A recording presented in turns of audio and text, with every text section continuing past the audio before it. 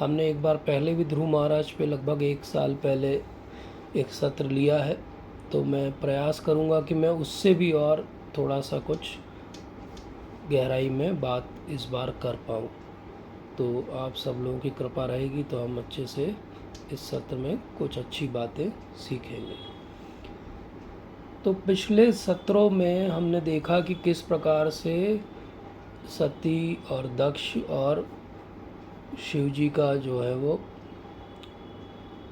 आपस में व्यवहार हुआ, किस प्रकार से सती क्रोधित हो गई और उन्होंने अपना शरीर का त्याग कर दिया। तो वहाँ पर शिव जी जब सती को समझाते हैं तो वो कहते हैं कि जो हमारे परिजन रहते हैं उन परिजनों की जो बातचीत और जो शब्द होते हैं वो हमें बहुत ज़्यादा हर्ट करते हैं। कोई अजनबी जब हमारे लिए कुछ कहता है तो वो कम हर्ट करता है, और शिव जी इसीलिए कहते हैं कि आप उस यज्ञ में मत जाइए क्योंकि उनका मेरे प्रति बैर है, और फिर वो ऐसा कुछ कहेंगे और मैं भविष्य देख पा रहा हूँ कि फिर आप ऐसा निर्णय ले लेंगे जो मेरे लिए और आपके लिए दोनों के लिए अच्छा नहीं होगा। तो ये जो बात हुई और ये जो समझाइश हुई, इसी का एक और जो डायमेंशन है वो ध्रुव महाराज की कथा है कि वहाँ पर शिव जी ने कहा था कि रिलेटिव्स जब कुछ कहते हैं तो वो बहुत ज़्यादा हमें दुखी कर देता है।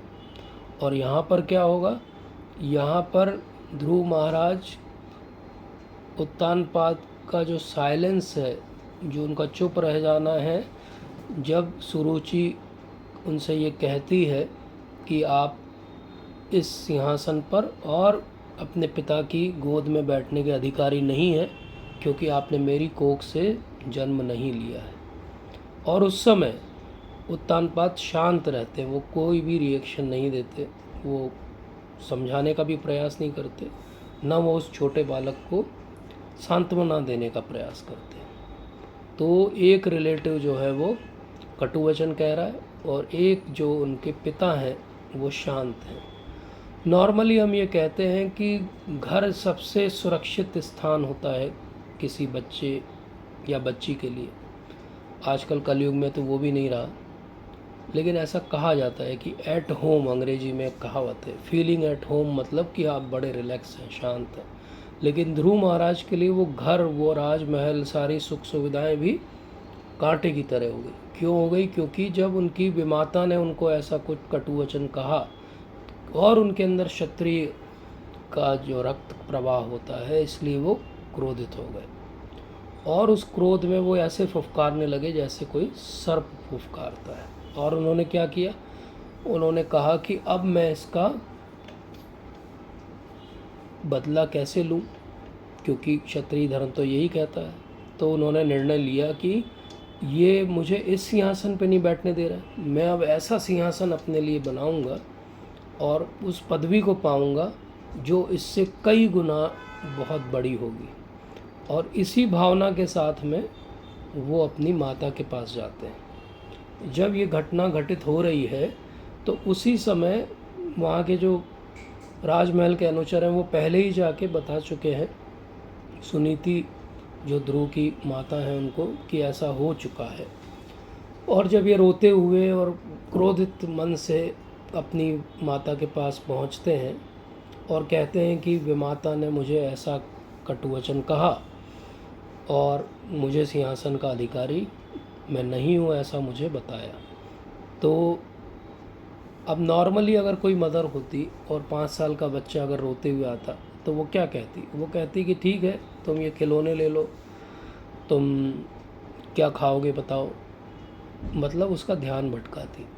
लेकिन ये सुनीति हैं, तो सुनीति क्या कहती हैं कि आपकी माता ने, आपकी विमाता ने जो आपसे कहा और उन्होंने जो कटुवचन कहे कि मेरे कोख से जन्म लेना पड़ेगा और उसके लिए भगवान को प्रसन्न करना पड़ेगा, बोले उन्होंने सही कहा, क्योंकि जो कुछ भी हमारे जीवन में हमें मिलता है वो प्रारब्ध से मिलता है, और प्रारब्ध से अधिक अगर किसी को चाहिए तो उसके लिए उसे भगवान को, परमेश्वर को प्रसन्न करना ही पड़ेगा। तो इस प्रकार से हम देखते हैं कि ये जो 4 कैरेक्टर हैं, यहाँ तक की कथा मैंने इसलिए बताई कि जिन्होंने ध्रुव महाराज की कथा नहीं सुनी है उन्हें सारे कैरेक्टर्स का ज्ञान हो जाए। तो कौन कौन है कैरेक्टर? एक महाराज उत्तानपाद हैं जो राजा हैं, और उनकी 2 रानियां हैं, एक सुरुचि और एक सुनीति। उनका पहला विवाह सुनीति से हुआ था, लेकिन फिर कोई संतान नहीं होने के कारण उन्होंने सुनीति से ही परमिशन लेकर सुरुचि से विवाह किया। और फिर ऐसा हुआ कि जब बालक हुए तो लगभग दोनों के एक साथ ही हुए, और इस प्रकार से सुरुचि जो हैं, क्योंकि वो यौवन अवस्था को प्राप्त है तो वो राजा की ज़्यादा प्रिय है।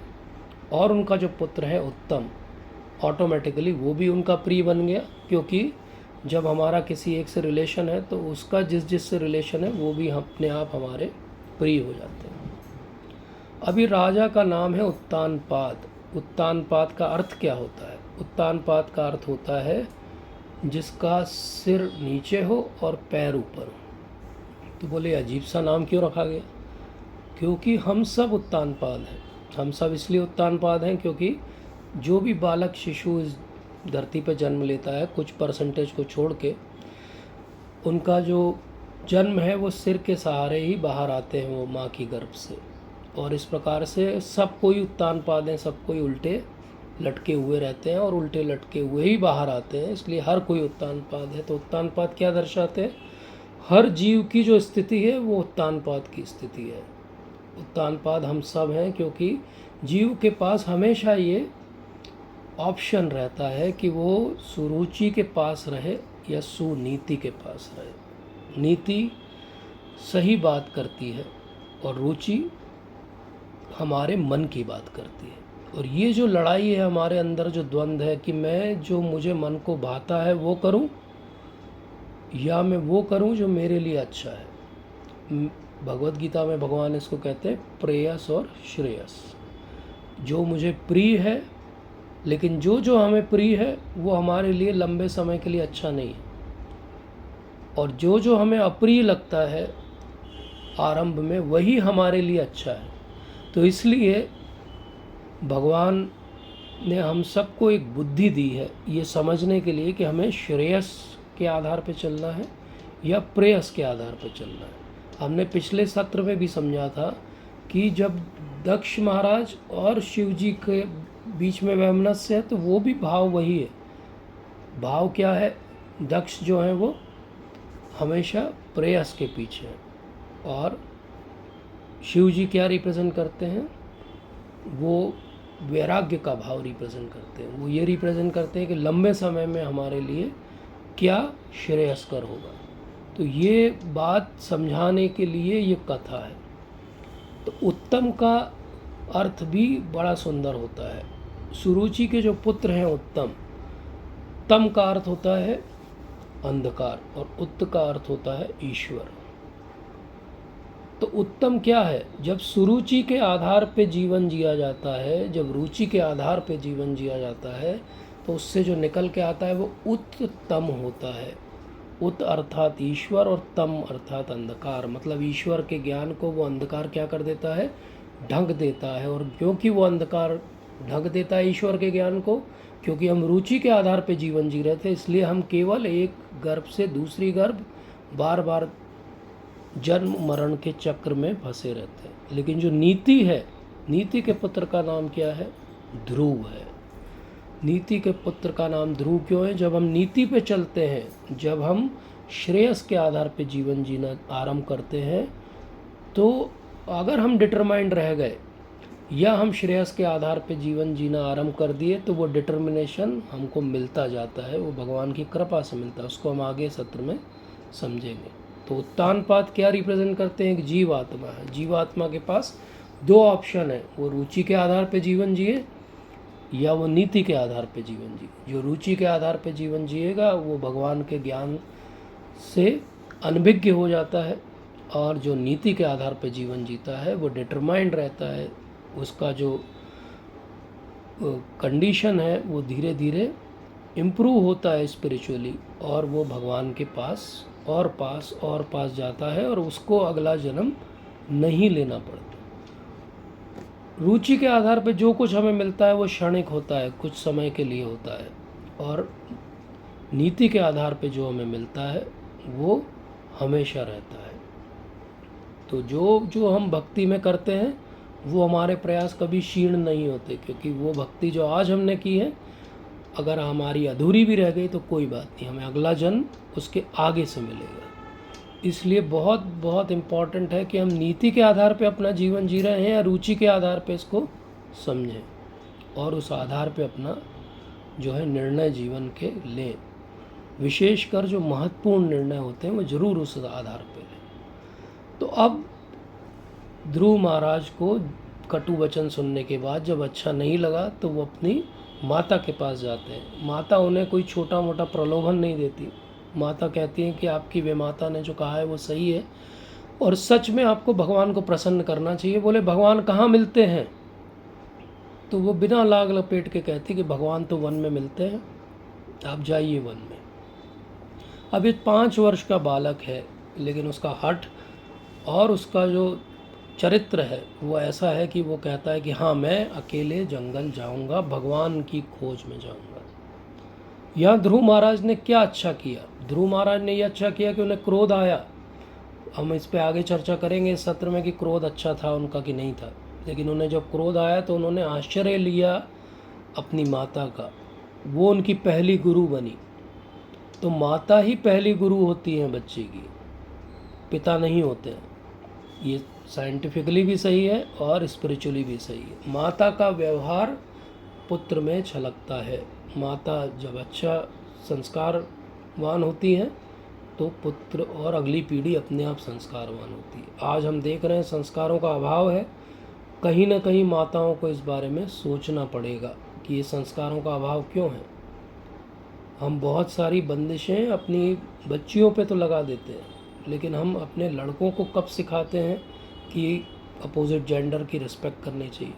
हम कब उनको ये समझाते हैं कि समानता का व्यवहार करना चाहिए? तो ये जो समाज में हो रहा है, आज हम कोई भी अखबार उठाएं और किसी भी मेडिकल कॉलेज चले जाएं तो आपको बहुत सारे जो विक्टिम्स मिलेंगे अगर उन्हें सही संस्कार दिए जाते। और जेल तो सभी इन्हीं से भरे हुए हैं। तो सही संस्कार किसने नहीं दिए? अगर आज जेल भर रहे हैं, अगर अखबारों में जगह नहीं बच रही है, इतनी घटनाएं हो रही हैं, तो कहीं ना कहीं संस्कारों का अभाव है, क्योंकि माताएं संस्कार देने में चूक रही हैं। हम सबको भगवान ने बुद्धि दी है और उस बुद्धि के 2 विभाजन भी दिए हैं। एक जो बुद्धि होती है हमारी, वो आत्म प्रवण बुद्धि होती है, जो हमारे लिए अच्छा सोचती है, जो आध्यात्मिक सोच वाली बुद्धि, और एक होती है विषय प्रवण बुद्धि। अब हमारे ऊपर है कि हम अपने जीवन में, अपने दिनचर्या में, अपने रोज के कार्यकलापों से कौन सी बुद्धि को प्रखर कर रहे हैं। अगर हम विषय प्रवण बुद्धि को प्रखर करेंगे तो हम गिरते जाएंगे जैसे उत्तानपाद हैं, और अगर हम आत्म प्रवण बुद्धि को प्रखर करेंगे, जैसे सुरुचि से सुनने के बाद में जब ध्रुव महाराज को ये समझ में आया तो उनकी आत्म प्रवण बुद्धि जो है वो जागृत हो गई। और जब माता ने उन्हें और ज़्यादा ढांढस बंधाया और उन्हें एनकरेज किया कि जाओ जंगल में जाओ और भगवान की खोज करो, तो ध्रुव महाराज जो 5 वर्ष के बालक हैं, उनको इतना डिटर्मिनेशन, इतना कन्विक्शन कहाँ से आ गया? तो ये बात बहुत ध्यान से समझिए। हम सब लोग भक्ति करने का प्रयास करते हैं, गिर जाते हैं। हमारी भक्ति घन तरल रूप की होती, कभी होती है बहुत अच्छी और कभी महीनों बिल्कुल घसीट के चलती है। ऐसा क्यों होता है? तो आप समझिए कि डिटर्मिनेशन कहाँ से आता है। डिटर्मिनेशन आता है सत्व गुण से। जो सत्व गुणी है उसके अंदर ये पावर होगा कि वो जो निर्णय लेगा उस पर वो बंधा रहेगा, और जो सत्व गुण में नहीं है, जो रजोगुणी है, वो थोड़े दिन बंधा रहेगा। और तमोगुणी तो कभी भी ऐसा कोई निर्णय नहीं ले पाएगा, वो हमेशा उसके निर्णय डावाडोल ही रहेंगे। इसलिए ज़्यादा से ज़्यादा जब हम सत्व गुण में रहने का प्रयास करते हैं, तब हमारा जो निर्णय लेने की क्षमता है वो इस प्रकार की होती है कि हम उस निर्णय पे टिके रह सकें। अन्यथा क्या होता है, निर्णय हमारे हो जाते हैं लेकिन हम उस पर टिके नहीं रह पाते। तो ध्रुव महाराज में ये डिटर्मिनेशन है, उनका ध्रुव चरित्र का सबसे बड़ा जो सीख है वो यही डिटर्मिनेशन है। और उन्होंने क्या डिटरमाइन कर लिया, उन्होंने ये निर्णय ले लिया कि मैं अब, क्योंकि पिता के सामने मेरा अपमान हो रहा था और पिता ने कुछ नहीं किया, तो मैं पिता के राज्य में भी नहीं रहूँगा। तो वो कहाँ रहते थे, वो बिठूर करके एक जगह है यूपी में, कानपुर के पास, वहाँ उनका किंगडम था। और वहाँ से वो निर्णय करते हैं कि अब मैं तो ये बिठूर की जितनी सीमा रेखा है उसको पार करके मैं जाऊँगा, मैं पिताजी वाले एरिया में नहीं रहूँगा। अब बहुत सारे लोगों को हमारे साथ भी बहुत बार हम देखते भी हैं और हमारे साथ भी होता है कि हमारा भी ऐसा अपमान होता है कभी कभी, लेकिन क्या हम उस अपमान में कोई ठोस निर्णय ले पाते हैं? क्या हमारे निर्णय लंबे समय के लिए होते हैं?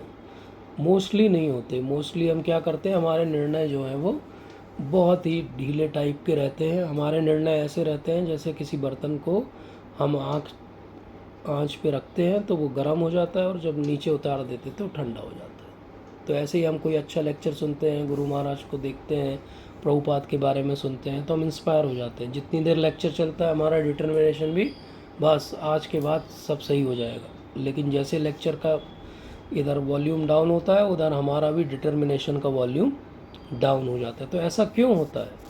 जब हम दुख देखते हैं, जब हमारा अपमान होता है, जब हम अपनी जो हमने गुरु महाराज से, प्रभुपाद से वॉव्स ली हैं उनको पूरा नहीं कर पाते हैं, तब हम दुखी जरूर हो जाते हैं, लेकिन हम उसका हल नहीं ढूंढते। ध्रुव महाराज ने क्या किया? ध्रुव महाराज दुखी हुए लेकिन उन्होंने उसका हल भी ढूंढा।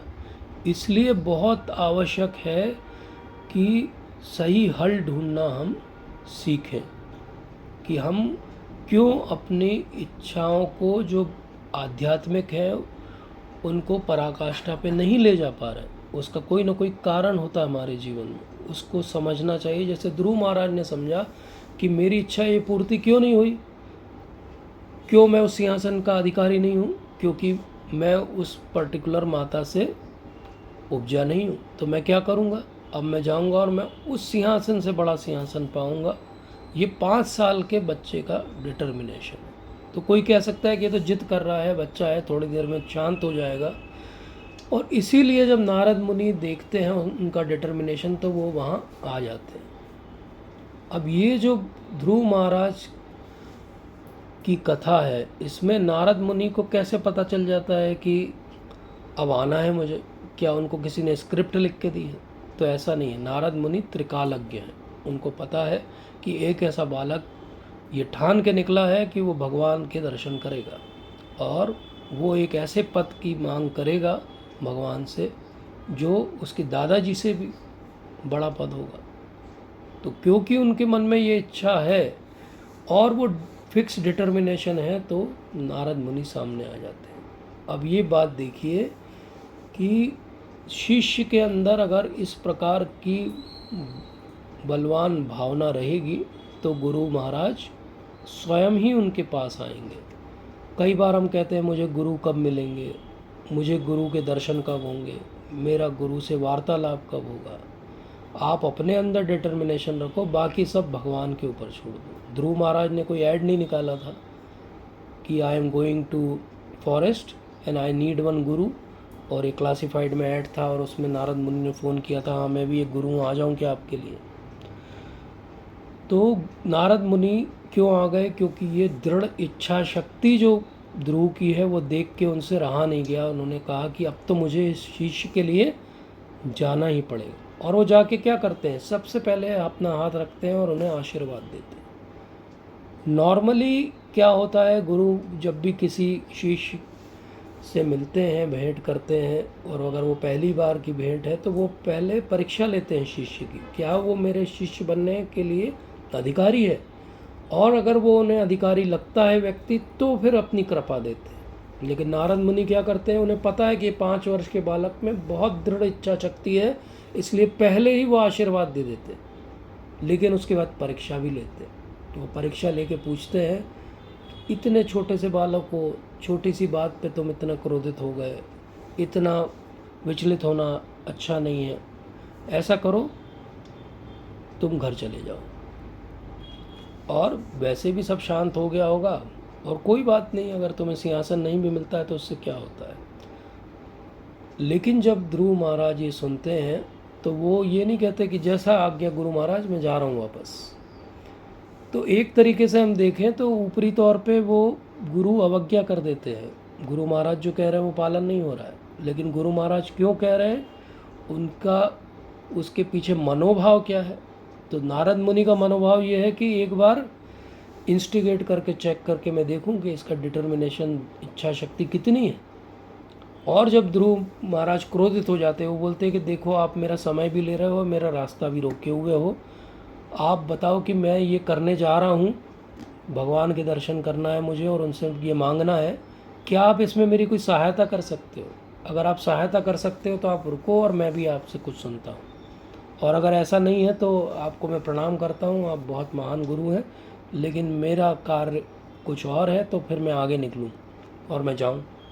अब ये कह रहे हैं ध्रुव, लेकिन ध्रुव को यही नहीं पता कि जाना कहाँ है। उनको तो कोई डायरेक्शन नहीं पता है, उनके पास कोई जीपीएस मैप नहीं है।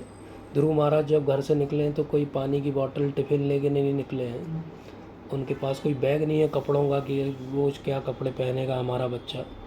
बस वो उस क्रोध में और माता के कहने पे निकल गए। और माता भी ऐसी कि उन्होंने ये नहीं कहा कि एक काम करो, शाम का टिफ़िन तो ले जाओ।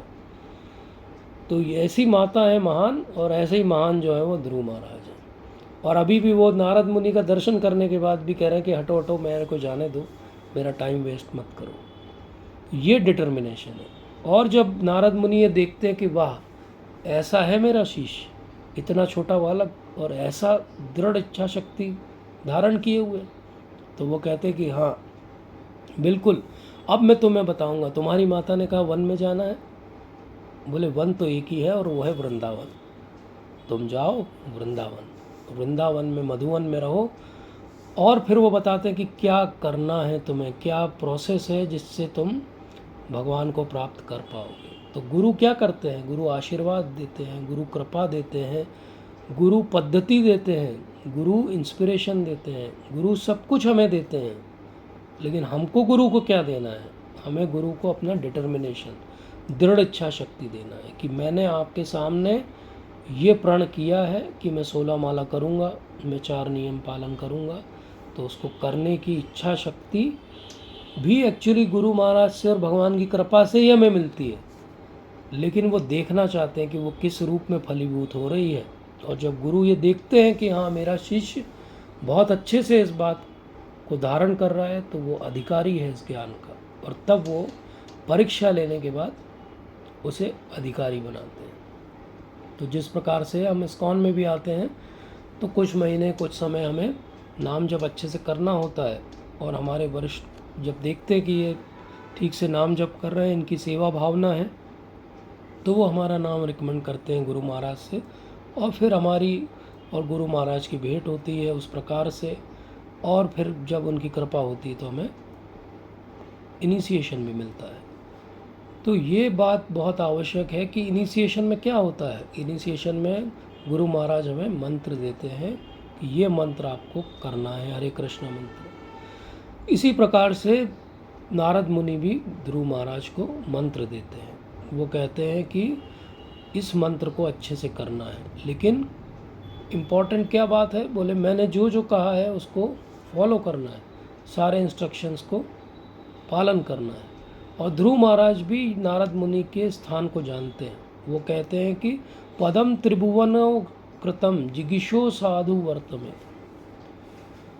बोले मैं वो स्थान चाहता हूँ नारद मुनि जी जो तीनों लोकों में किसी के पास भी नहीं हो। पदम त्रिभुवनो उत्कृष्टम, त्रिभुवन का जो उत्कृष्ट स्थान है वो मुझे चाहिए।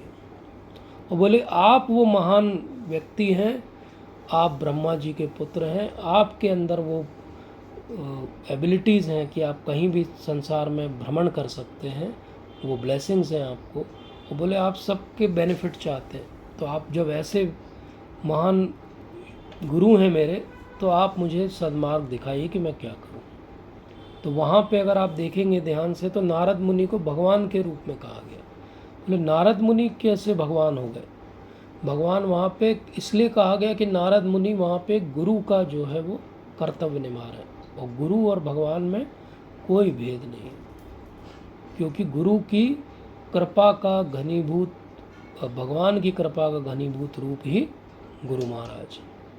तो जिस प्रकार से नारद मुनि ने अपनी पूरी कृपा दे दी, लेकिन क्या देखा, ध्रुव महाराज की दृढ़ इच्छा शक्ति को देखा। जब उन्होंने इस प्रकार से देखा तो उन्होंने सिखाया कि हाँ, गुरु अपनी तरफ से सब कुछ दे देते हैं। तो गुरु के रूप में नारद मुनि ने अपने पास कुछ भी नहीं रखा। उन्होंने कहा कि किस प्रकार से भगवान कृष्ण विष्णु की उपासना की जाती है, उन्होंने मंत्र भी दे दिया।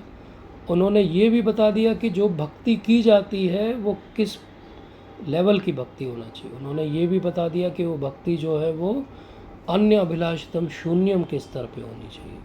लेकिन ध्रुव महाराज का मन तो अभी भी वो जो उनका अपमान हुआ उसी में अटका हुआ है। तो ये बात वो सुनते ज़रूर हैं अपने गुरु की, लेकिन वो इसका पालन और इसका अनुभव अपने जीवन में बाद में करेंगे, अभी नहीं कर पाते। क्योंकि अगर वो ये समझ जाते जो नारद मुनि उन्हें कह रहे हैं कि हाँ अन्य अभिलाषितम शून्यम, तो वो अपनी अभिलाषा छोड़ देते जो परम पद की अभिलाषा है उनकी। लेकिन वो अभिलाषा उन्होंने क्यों नहीं छोड़ी, क्योंकि ये पार्ट जो नारद मुनि ने उन्हें सिखाया ये उनके अभी रियलाइजेशन में नहीं आया। ऐसे ही गुरु महाराज का हम लेक्चर सुनते हैं, प्रभुपाद का लेक्चर सुनते हैं, तो हमको लगता है हाँ लेक्चर 1972 बॉम्बे दिस डेट सुन लिया हमने, लेकिन हमने क्या सुना एक्चुअली, हमको कितना समझ में आया। वही लेक्चर जब कोई वरिष्ठ वैष्णव सुनते हैं तो उनको अलग स्तर पे उस से समझ में आता है। जब हम सुनते हैं तो हमें कुछ अलग बात समझ में आती है। जब कोई बिल्कुल नियोफाइट सुनता है उसको अलग स्तर पे समझ में आता है। लेक्चर वही रहता है, जैसे नारद मुनि का संवाद एक वही है, लेकिन ध्रुव महाराज को उन्होंने बोला भी कि अन्य अभिलाषितम शून्यम होना चाहिए, लेकिन उनको ये अभी समझ में नहीं आया, क्योंकि उनका जो दृढ़ इच्छा शक्ति है वो दृढ़ इच्छा शक्ति एक कारण से बनी है और वो उनका अपमान है। और क्योंकि क्षत्रिय बुद्धि है इसलिए, और क्षत्रिय संस्कार भी हैं 5 साल के उनको, इसलिए वो उनको समझ में नहीं आता कि हाँ इसके बाहर भी मुझे सोचना है, आउट ऑफ बॉक्स भी मुझे सोचना है। तो जब भी हम कभी सुनते हैं गुरु महाराज को तो अपने पूर्वाग्रह बना के नहीं सुनना चाहिए। हमको लगता है हाँ ध्रुव महाराज की कथा हमने सुनी हुई है, क्या नया बताएंगे, या प्रहलाद महाराज की कथा 100 बार मैं जानता हूँ, मैं इनसे अच्छा बता सकता हूँ, तो ये क्या बताएंगे। ऐसा सोच पूर्वाग्रह को जन्म देता है और इसलिए फिर हमें बातें समझ में आना बंद हो जाती। फिर हमें लगता है ये तो वही बात कर रहे हैं, ये तो मैंने भी पढ़ लिया है, ये तो सेम बात है, लेकिन वो रियलाइजेशन में कन्वर्ट नहीं होती। जब हमें विश्वास होता है कि जो व्यक्ति हमें बता रहा है उसका और कोई हेतु नहीं है, केवल हमारे अंदर भगवान के प्रति प्रेम जागृत करना है, तो बात हमें समझ में आती है। तो इसलिए वो 12 अक्षर मंत्र देते हैं, ओम नमो भगवते वासुदेवाय। बोले ये सारे वैष्णव भक्त जो हैं इसका चैंटिंग करते हैं। प्रभुपाद कहते हैं कि ओम या प्रणव से आरंभ होता है, जैसे हम पिछले सत्र में ओम की चर्चा कर रहे थे। तो वो कहते हैं कि अब आप इस मंत्र का जाप करो और अच्छे से अपना जीवन जो है वो भक्ति का आरंभ करो। तो वो कहते हैं कि एवं कायेन मनसा वचसा च मनोगतम।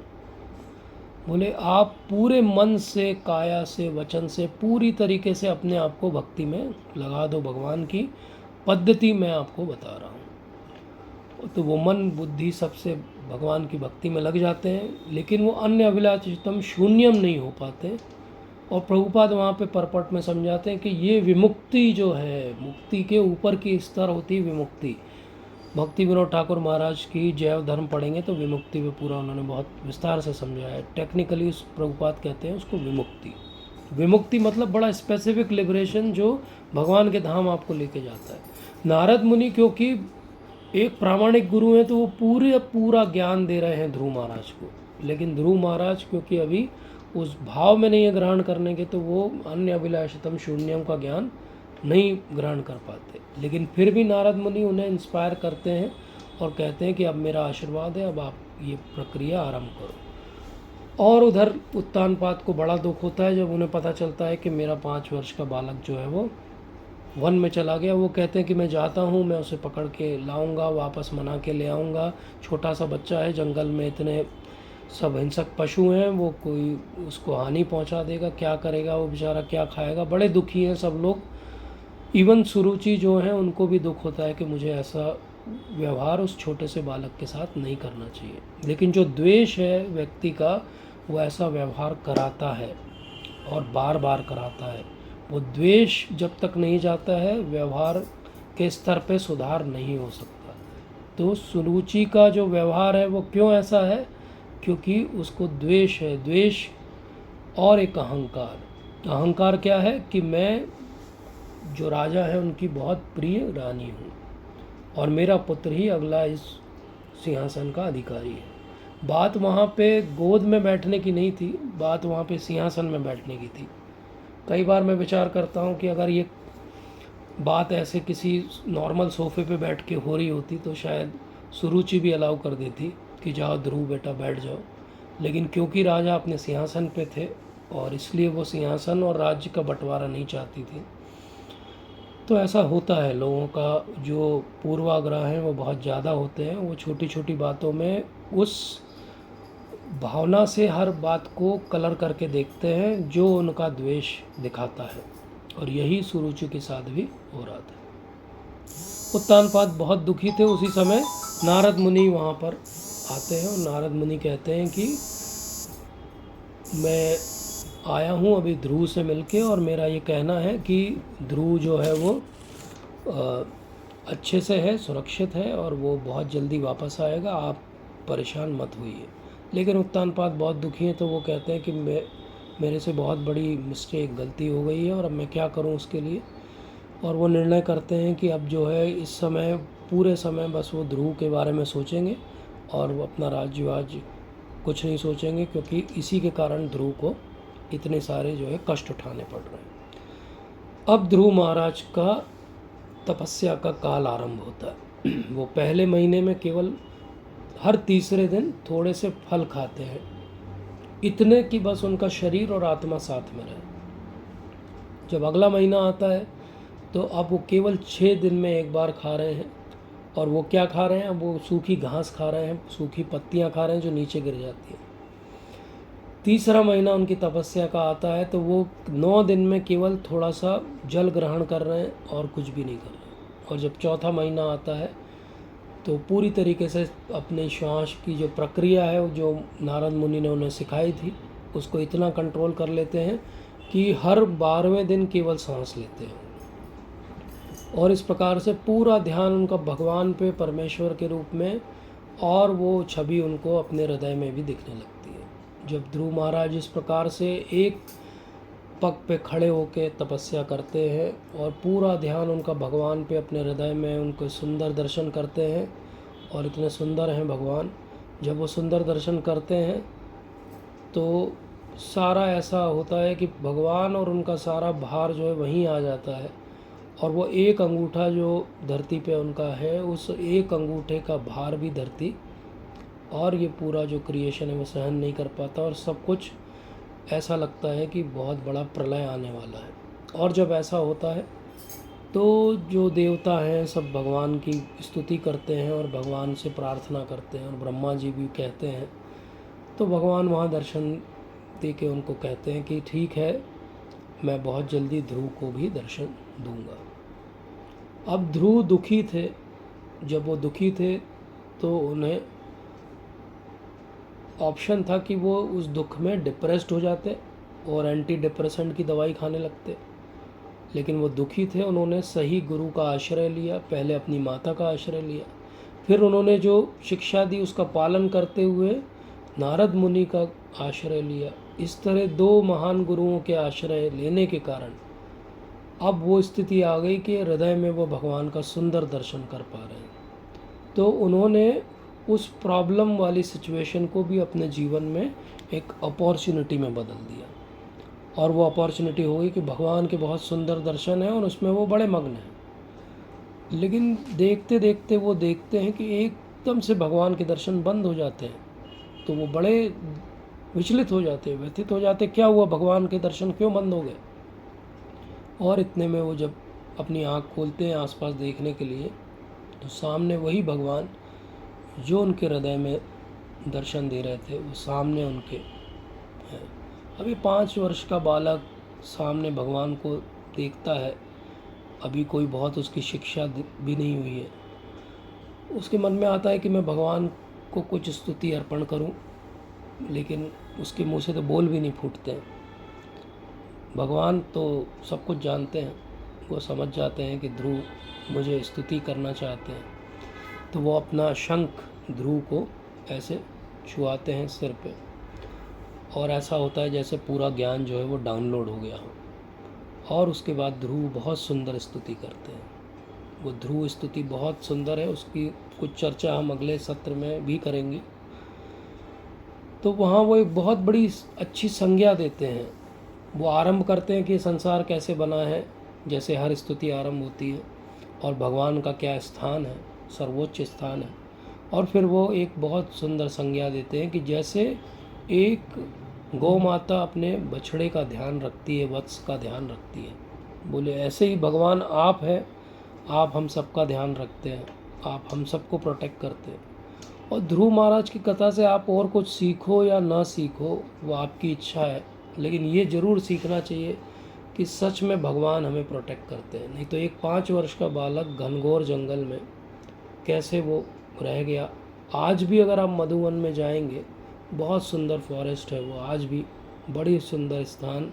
ऐसा लगता है कि ध्रुव महाराज की जो तपस्या है उसके वाइब्रेशन आज भी वहाँ पे आपको फील होंगे। बहुत सुंदर स्थान। ध्रुव टीला भी अभी भी है जहाँ पे ध्रुव महाराज ने वो तपस्या की थी।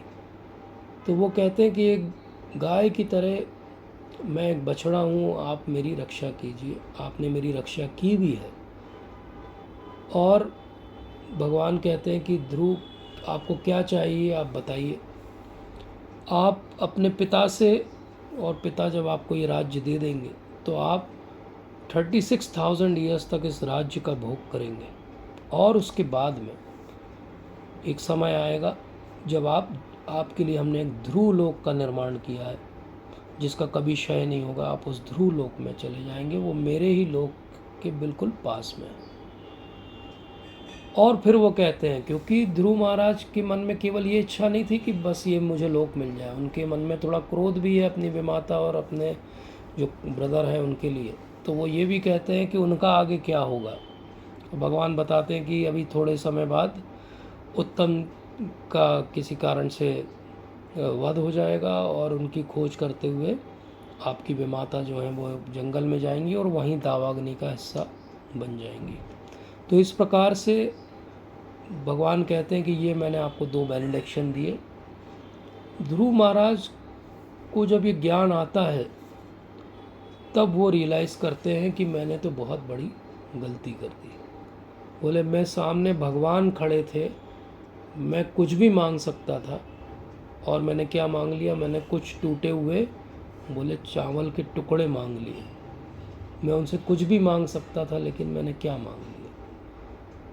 इसलिए वो बहुत दुखी हो जाते हैं। तो वहाँ पे विदुर मैत्रेय संवाद में बात आती है कि अरे भगवान के दर्शन हो गए 6 महीने में, इतनी कठिन तपस्या की, इतनी दृढ़ प्रतिज्ञा है इस बालक की, नारद मुनि इनके गुरु हैं, और भगवान के दर्शन होने के बाद कोई दुखी हो सकता है क्या? तो बोले हाँ, ध्रुव महाराज दुखी हैं। इसलिए दुखी हैं क्योंकि उन्होंने भगवान के दर्शन तो कर लिए, लेकिन भगवान से जो मिल सकता था वो नहीं मिला।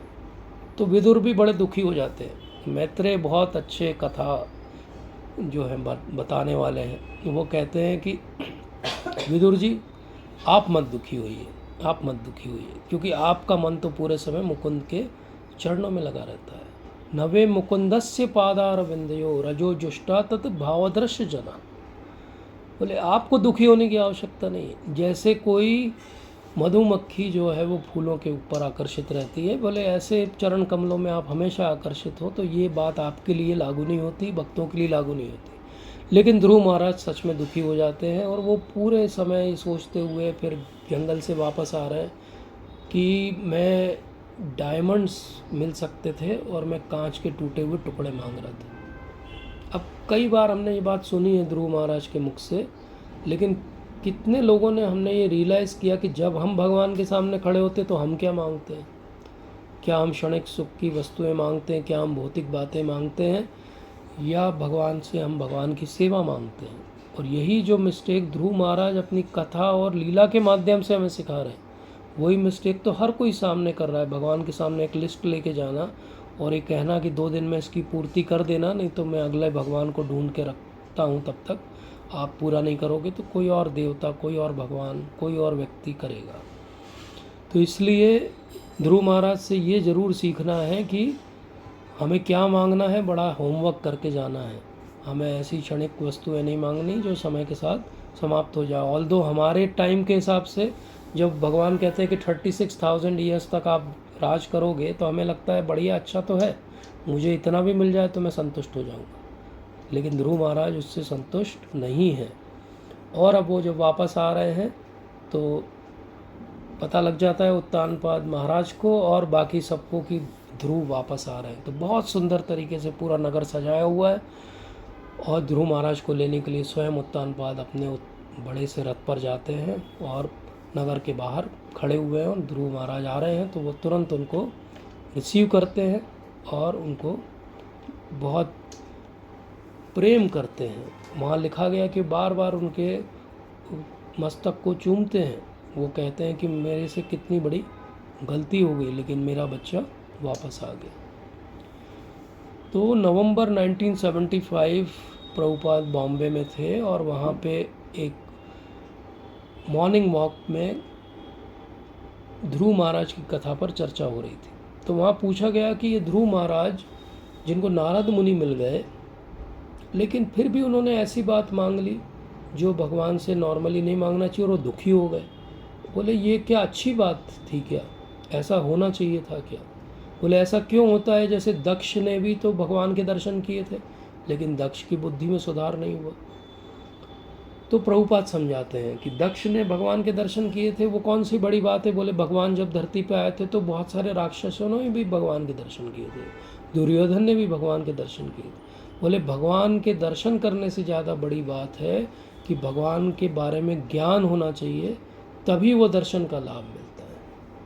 और फिर प्रभुपाद उसका एक डायमेंशन सिखाते हैं। वो कहते हैं कि ऐसा नहीं कि आपकी कोई भौतिक इच्छा हो तो आप भगवान के पास मत जाइए, आपकी भौतिक इच्छा हो तो भी आप भगवान के ही पास जाइए, क्योंकि उससे अच्छे तरीके से भगवान धीरे धीरे हमारे हृदय का शोधन करेंगे और हमारी भक्ति में प्रगति होगी। अगर हम किसी देवता के पास जाएंगे भौतिक इच्छा लेके, जैसा भगवान 7 चैप्टर में भगवद गीता में सिखाते हैं, तो क्या होगा, वो जो मिलेगा वो भी क्षणिक होगा और हमारी श्रद्धा कहीं और हो जाएगी, हम किसी और लोक पहुंच जाएंगे। तो इसीलिए वो कहते हैं कि अकामो सर्व कामो व मोक्ष काम उदारती त्रिवेण भक्ति योगेन यजेत पुरुष परम। ये 2nd कैंटो का श्लोक है।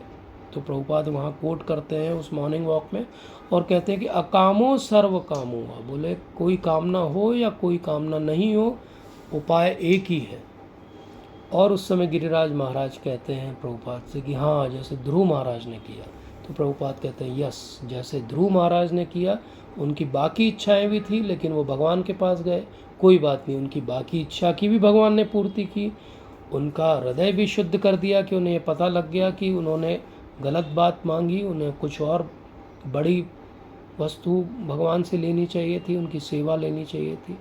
और फिर ऐसा हुआ कि भगवान ने अपनी सेवा भी उन्हें दे दी, उन्हें लोग भी दे दिया और उन्होंने ऐसा अटल उन्हें नाम भी दे दिया कि आज भी हम ध्रुव महाराज का नाम ले रहे हैं। ये पता नहीं कितने हजारों साल पहले की कथा है। तो ध्रुव महाराज से हम क्या क्या सीखते हैं अपने जीवन में, इस पे हम थोड़ा सा 5 मिनट विचार करते हैं और उसके बाद इस सत्र को विराम देंगे। तो हम ध्रुव महाराज से क्या सीखते हैं? ध्रुव महाराज से ये सीखते हैं कि जब एक 5 वर्ष का बालक भी अपनी चेतना के स्तर को उस लेवल तक ले जा सकता है कि उसे भगवान के दर्शन हो सकते हैं, और वो भी केवल 6 महीने में। तो हम में से बहुत सारे भक्त हैं जिनको 6 महीने से ज़्यादा हो चुके हैं नाम जप करते हुए। हमारा क्या रियलाइजेशन है? क्या हमें भगवान के चरण कमल के भी दर्शन हुए? क्या हमारे जीवन का बैर भाव जो दूसरों के प्रति है, जो ईर्ष्या भाव है, क्या वो समाप्त हो गया? क्या हमें ये रियलाइज़ हुआ कि सच में हमने भगवान से क्या मांगना चाहिए? हम सबके जीवन में बहुत सारे दुख भी हैं। ध्रुव महाराज के जीवन में भी दुख है, राजमहल में रहने के बाद भी दुख है, लेकिन उस दुख का क्या करते हैं? वो दुख में दुखी नहीं हो जाते, वो दुख का हल ढूंढते हैं। हम में से कितने हैं जो जब दुखी होते हैं तो भगवान के सम्मुख होते हैं, और हम में से कितने लोग हैं जब सुखी होते हैं तब भी भगवान के सम्मुख होते हैं। तो ये हमारी चेकिंग है कि हम क्या द्वंद्वों के समय भगवान को याद कर पाते हैं या नहीं कर पाते। द्वंद्व समाप्त नहीं होंगे, हमारा जो देखने का नज़रिया है उसको हम चेंज कर सकते हैं। कई बार हमारे जीवन में ऐसा होता है कि हम किसी व्यक्ति को दुखी देख के बड़े सुखी हो जाते हैं। जैसे सुरुचि को लग रहा था कि ये ध्रुव दुखी होगा तो मैं जो है प्रसन्न हो जाऊंगी, लेकिन ये बहुत ही आसुरी सोच है, ये बहुत ही आसुरी सोच है। ऐसी सोच हमें विकसित नहीं करना है। अगर हम किसी को दुखी देखें तो हमें भी दुख होना चाहिए। वैष्णव वो है जो पर दुखे दुखी हो, ना कि वो उसको एक और आलपिन चुभा के आ जाए कि हाँ दुखी हो, लो मेरी तरफ से भी कंट्रीब्यूशन तुम्हारे दुख में। ध्रुव महाराज की कथा में सुनीति हमें क्या सिखाती? सुनीति हमें सिखाती है कि कैसे सही बात कहने के बाद एक इमोशनल डिटैचमेंट भी रखना है हमको। उन्होंने सही बात बता दी कि हाँ जो आपकी विमाता ने कहा है वो सही है, भगवान के दर्शन होंगे तभी आगे बात बनेगी, और इसलिए आप जाओ भगवान के दर्शन करने जाओ। लेकिन भगवान के दर्शन कैसे होंगे वो पद्धति आपको कोई गुरु बताएंगे। उसके बाद उन्होंने उसे रोका नहीं कि बेटा अब रह जाओ, तुम यहीं रह जाओ, मैं क्या करूँगी अकेली। उन्होंने बोला कि हाँ जाओ, हमने आपको रास्ता बता दिया, जो हमने सुना है अब आप इस रास्ते का पालन करो। ये डिटैचमेंट होना भक्ति में प्रगति किसी की भी होनी है तो उसके लिए भी और सामने वाले व्यक्ति के लिए भी आवश्यक है। अपने क्रोध को कैसे चैनलाइज करना। दक्ष को भी क्रोध है, लेकिन दक्ष क्या करता है, उस क्रोध का गलत उपाय ढूंढता है और वो शिव जी से बैर कर लेता है। ध्रुव को भी क्रोध है, लेकिन ध्रुव उसका सही चैनलाइजेशन करके क्या कहते हैं कि हाँ मैं भगवान के पास कैसे जा सकता हूँ, ये मैं प्रयास करूँगा। इसलिए मन को कंट्रोल करना, इसीलिए नारद मुनि वहाँ सिखाते भी हैं कि मन कैसे कंट्रोल होगा, कैसे हम उसको आगे समझेंगे अगले सत्र में और विस्तार से। तो इसलिए वहाँ पे उन्हें ये तरीका भी बताते कि किस प्रकार के व्यक्ति के साथ कैसा व्यवहार करना चाहिए। नारद मुनि उन्हें बहुत सारी शिक्षाएं देते हैं। तो भगवान जब ध्रुव महाराज से मिलते हैं तो वो उन्हें ध्रुव लोक भी दे देते हैं, उन्हें 36,000 का राज भी दे देते हैं, उनकी इच्छा जो थी प्रतिकार की वो प्रतिकार भी दे देते हैं। लेकिन भगवान इन 3 बातों के अलावा एक बहुत महत्वपूर्ण बात भी देते हैं उन्हें, और वो ये कि तुम्हें हमेशा मेरा स्मरण रहेगा।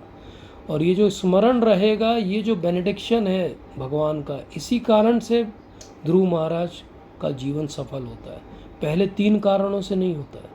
इसलिए भगवान की कृपा मिलेगी या नहीं मिलेगी, कई लोग ये प्रश्न करते हैं कि हमें 10 साल 15 साल 20 साल हो गए नाम जप करते हुए, क्या भगवान की कृपा मिलेगी?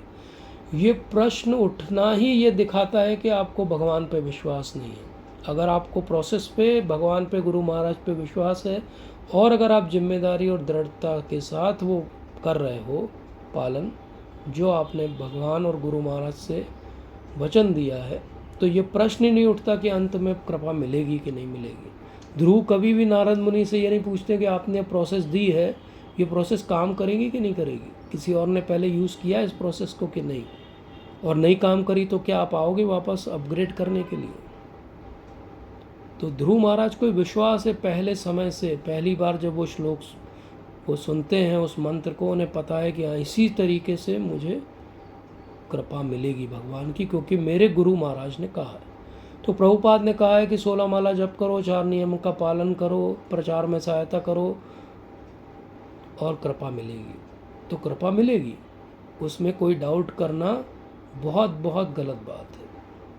तो हम जीवन में बहुत बार ऐसी स्थितियों में फंस जाते हैं कि हम सही निर्णय क्या लें, क्या करें। तो आज के सत्र में मैं आपको 5 बातें बताऊंगा। 5 हमारे पास टेम्पलेट्स हैं जिनसे हम समझ सकते हैं कि निर्णय लेने कैसे चाहिए। पहला टेम्पलेट है उत्तानपाद। उत्तानपाद का कुछ ना बोलना एक रॉन्ग डिसीजन था। जीवन में चुप रहने पर भी रिएक्शन आते हैं। ऐसा नहीं होता है कि मैं तो चुप था, मैंने तो कुछ नहीं बोला, लेकिन जहाँ सही बात बोलनी थी वहाँ आपने नहीं बोली, जहाँ सही बात करनी थी वहाँ नहीं की, ये भी आपको पाप का भागी बनाता है। और ये सबसे बड़ा कारण है आज भारत का जो बुरा हाल है, चाहे सनातन धर्म का, चाहे भारत राष्ट्र का, क्योंकि हम गलत होते हुए देखते हैं लेकिन हम उत्तानपाद की तरह चुप रहते हैं, क्योंकि हमारा हित कहीं और है, सबका अपना अपना हित है, इसलिए कोई कुछ बोलना नहीं चाहता, क्योंकि मेरे हित पे मार ना हो जाए। इस कारण से हम गलत होने देते हैं, और वो गलत जब इतना भारी हो जाता है तो हमारे ही दरवाजे आ जाता है, और फिर हम कहते हैं कि ये संसार में को लोग कुछ कर क्यों नहीं रहे, कलयुग बहुत बढ़ गया है।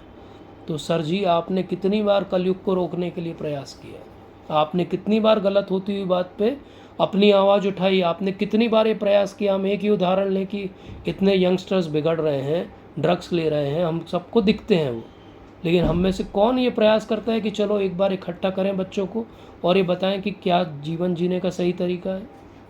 हम में से कितने लोग प्रचार करते हैं ये बताने के लिए कि 4 नियमों का पालन करना चाहिए? हमारे सामने नॉनवेज बिकता है और हम कुछ नहीं करते, शराब की दुकानें बढ़ती जा रही, हम कुछ नहीं करते, आंखें मूंद के रखेंगे तो वही शराबी आपके दरवाजे आएगा और लड़ाई भी करेगा और आग भी लगा के चला जाएगा, और आप कुछ नहीं कर पाएंगे, क्योंकि चुप रहना सही टेम्पलेट निर्णय लेने का नहीं है।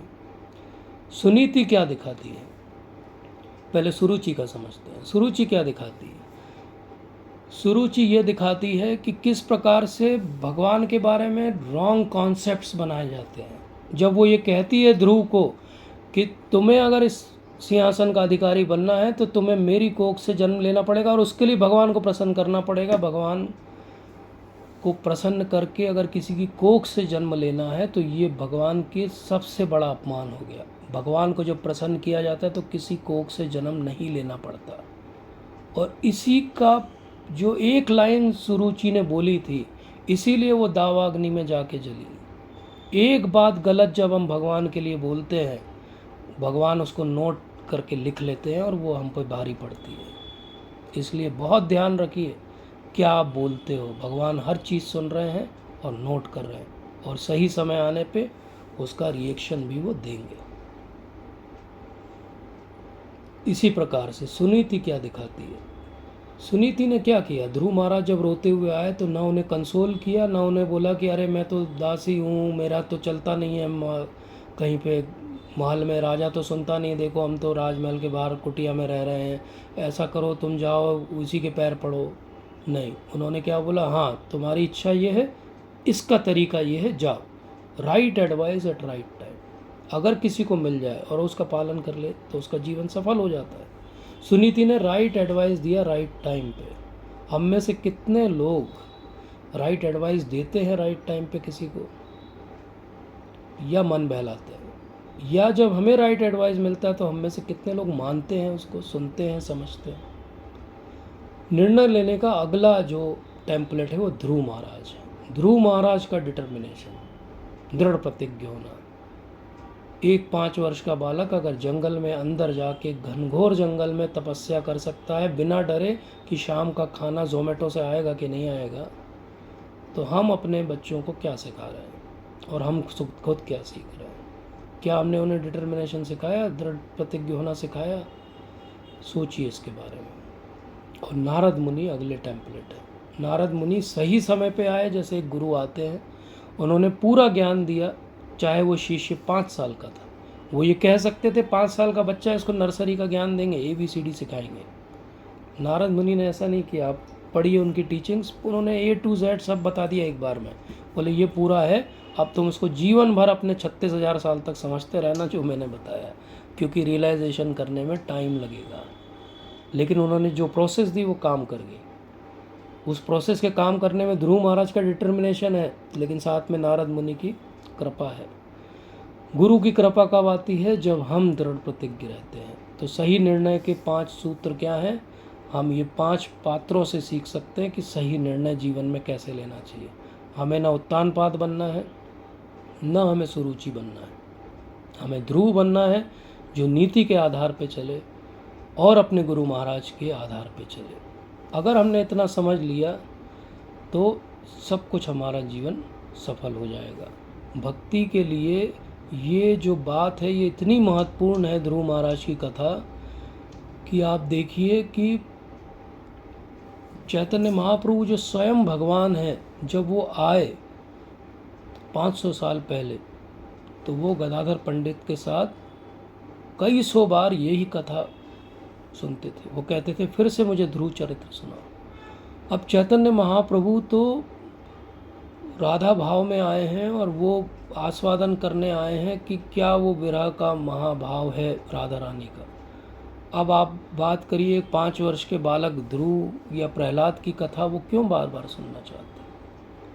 क्योंकि वो हमें बताना चाहते हैं कि भागवतम के अंदर जो कुछ भी ज्ञान है वो ज्ञान अल्टीमेट है और वो कंप्लीट है। आप कोई भी एक स्टैंजा भी उठाएंगे प्रभुपाद के परपट का या कोई एक श्लोक का, और उसमें आपको पूरा अपने जीवन को सफल करने का पूरा ज्ञान मिलेगा। तो ये बताना चाहते हैं कि भागवत इतनी अमल पुराण है कि कहीं से कैसे भी उसे पढ़ा जाए वो आपको अल्टीमेट नॉलेज और ज्ञान दे सकती है। तो ये हमारा आज का टेक होम है कि निर्णय सही कब होते हैं? जब ज्ञान होता है। और ज्ञान कहाँ से आता है? शास्त्रों के अध्ययन से आता है, गुरु महाराज की कृपा से आता है। इसलिए बहुत महत्वपूर्ण है कि हम अपने जीवन को इस प्रकार से नियोजित करें कि हम भागवत को रोज पढ़ पाएँ। नित्यम भागवत सेवया, ध्रुव महाराज के चरित्र को बार बार सुन पाएँ।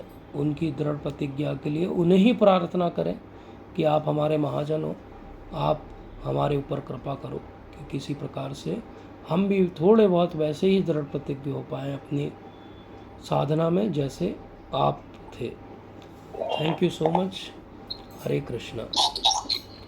आज हम एक सत्र का रिवीजन भी करेंगे और मैं आग्रह करूंगा प्रभु जी से कि प्रभु जी हम पर कृपा करिए। आपका फ़ोन म्यूट है प्रभु जी, फ़ोन अनम्यूट कर लीजिए। मुझे कह रहे हैं प्रभु जी? नहीं प्रभु जी। हरे कृष्णा प्रभु जी, दंडवत। हरे कृष्णा प्रभु जी, दंडवत प्रभु जी। यस प्रभु जी। आज हम 9वें सत्र का रिवीजन करेंगे जैसा कि प्रभु जी ने मेरे को आदेश दिया है। मैंने आदेश नहीं दिया है। I am no one to order प्रभु जी। हाँ, मैंने वॉलंटियर किया था, आपने ही मुझे। Yes, that is the right word. Thank you so much, thank you so much for. दूसरे स्कंद के प्रथम अध्याय में के बारे में थोड़ी चर्चा करेंगे जो प्रभु जी ने कही, और वो ही प्रभु जी कही मैं कट पेस्ट करूंगा कि मेरे में उतनी योग्यता नहीं है कि मैं उतना चर्चा कर सकूं।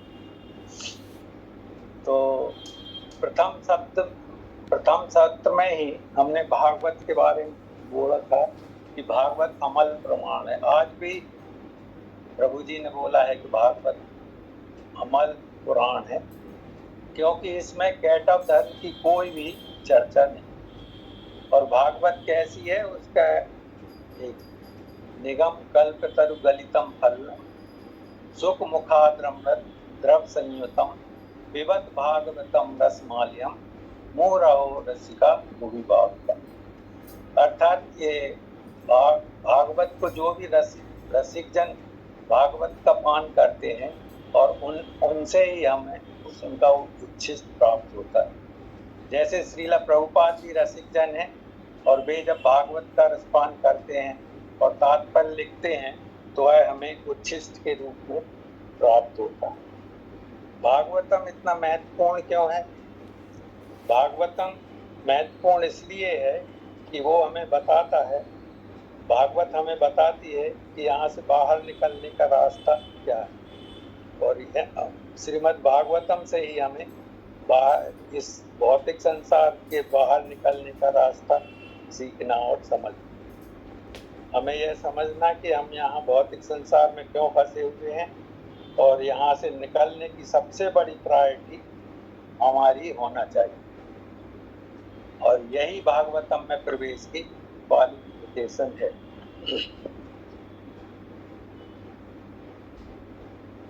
जिसने यह प्रायोरिटी बना ली है वह हमेशा सही प्रश्न पूछेगा और सही उत्तर की खोज करेगा। ऐसा व्यक्ति अपने जीवन में बेसिक बातों के अलावा हायर ट्रुथ पर भी फोकस या कंसंट्रेट करे। और ऐसे ही दो महानुभाव हैं, एक महाराजा परीक्षित हैं और दूसरे विरक्त चूड़ामणि श्री सुखदेव महाराज। परीक्षित महाराज ने पिछले स्कंद में सुखदेव महाराज से दो प्रश्न पूछे थे जब वे उनका स्वागत कर रहे थे और उनको आसन दे रहे थे। एक प्रश्न था आर्ट ऑफ लिविंग, LIVING, और दूसरा है आर्ट ऑफ लिविंग, अर्थात हर व्यक्ति जो जीवित है और जो मृत्यु को प्राप्त होता है उसको क्या करना है। दूसरा प्रश्न है कि जो मृत्यु के निकट है उसको क्या करना है। और परीक्षित महाराज ने इसको क्वालिफाई भी किया है। उन्होंने यह नहीं पूछा कि क्या जाप करना है, उन्होंने पूछा है कि किस तरह हमें श्रवण, कीर्तन, स्मरण या भगवान का भजन करना।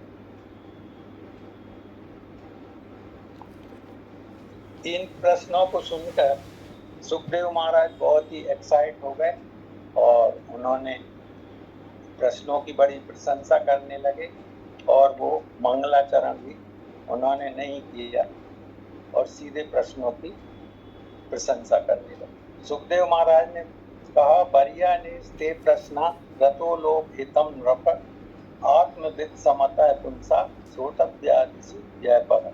अर्थात आपने लोकहित के प्रश्न पूछे हैं, इसलिए मैं बहुत प्रसन्न हूं। और सुखदेव महाराज ने परीक्षित महाराज को नृप कहा। अभी तो वो राजा नहीं है, अभी तो सब राजपाट छोड़कर वो सुखदेव महाराज से भागवतम सुनने के लिए आए हैं।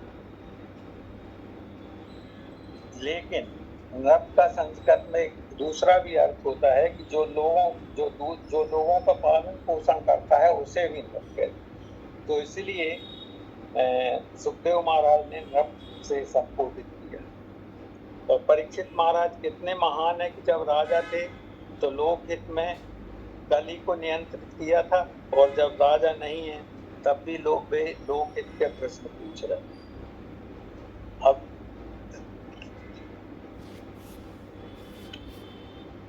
प्रभुपाद जी कहते हैं कि मनुष्य जीवन ही प्रश्न और उत्तर है। मनुष्य का पूरा जीवन ही प्रश्न और उत्तर से भरा हुआ है। और हमारे सनातन धर्म के सभी ग्रंथ में भी प्रश्न और उत्तर ही। अब प्रश्न तो हम भी पूछते हैं, लेकिन हम भगवान से संबंधित प्रश्न ना पूछकर व्यर्थ के प्रश्न ही पूछते हैं। जैसे दिन का आरंभ होते ही हम प्रश्न पूछते हैं कि आज क्या नाश्ते में बना है, आज मीटिंग क्या है, आज खाने में क्या सब्जी बनी। तो और इसका प्रभु जी ने बहुत अच्छा एनालिसिस किया है कि हम किस तरह से वर्तमान में भी किस तरह से प्रश्न पूछ रहे हैं। जैसे गूगल में 99 क्वेरीज हो जाती हैं पर सेकंड और 8.5 बिलियन पर डे हम लोग सर्चेस करते हैं, और पूरे साल में देखा जाए तो 2 ट्रिलियन सर्च हम करते हैं, लेकिन हमारे प्रश्नों की कोई प्रशंसा नहीं करता।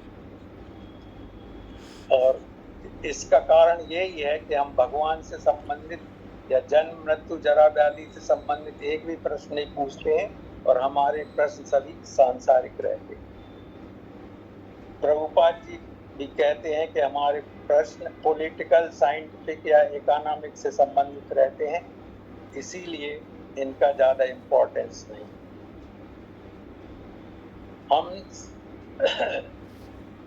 समाज के लिए भी प्रश्न पूछ सकते हैं और राष्ट्र के लिए भी, लेकिन उसमें भी हमारा हित देखते हैं। यदि हम समाज के प्रश्न पूछेंगे तो हम अपने समाज के प्रश्न पूछेंगे, राष्ट्र का प्रश्न पूछेंगे तो हम अपने राष्ट्र के लिए प्रश्न पूछेंगे। यदि विश्व स्तर पर भी प्रश्न पूछना है तो हम उसमें भी अपना हित ही देखेंगे। जैसे कि यदि हम बोलते हैं कि ग्लोबल वार्मिंग कम करो, पेड़ लगाओ क्योंकि हमें जीवित रहना, तो इसमें भी हमारा एक एक्सटेंडेड सेल्फिशनेस। और प्रभुपाद जी बताते हैं कि मूर्ख लोग यह नहीं सब पता कि पूछना क्या है, और यह भी नहीं पता कि सुनना क्या है। अतः हाईएस्ट परफेक्ट क्वेश्चन वही है जो हमें भगवान के पास ले जाता है। तो परीक्षित महाराज ने भी यही पूछा है। उन्होंने यह पूछा है कि आप यह भी बताइए कि क्या करना है और क्या नहीं करना, अर्थात डूज और डोंट्स। तो सुखदेव महाराज पहले डोंट्स पर ज्यादा फोकस करते हैं कि क्या नहीं करना चाहिए। तो वे बताते हैं कि दो तरह के जीवन जीते हैं लोग, एक तो गृहस्थाश्रम है और दूसरा गृहमेधी। गृहस्थाश्रम का अर्थ है कि भगवान और भगवान से संबंधित चीजों पर फोकस करें, और गृहमेधी व्यक्ति अपनी जीवनचर्या में ही अपने पूरा जीवन व्यतीत करता है। दिन में वो अपने लालन पालन के लिए काम करता रहता है और रात में या तो इंद्रिय भोग करता है या फिर सोता है। अर्थात हमने देखा कि गृहमेधी व्यक्ति जन्म मृत्यु जरा व्याधि के बारे में कभी विचार ही नहीं करता, और उसके लिए प्रभुपाद जी ने सब दिया है।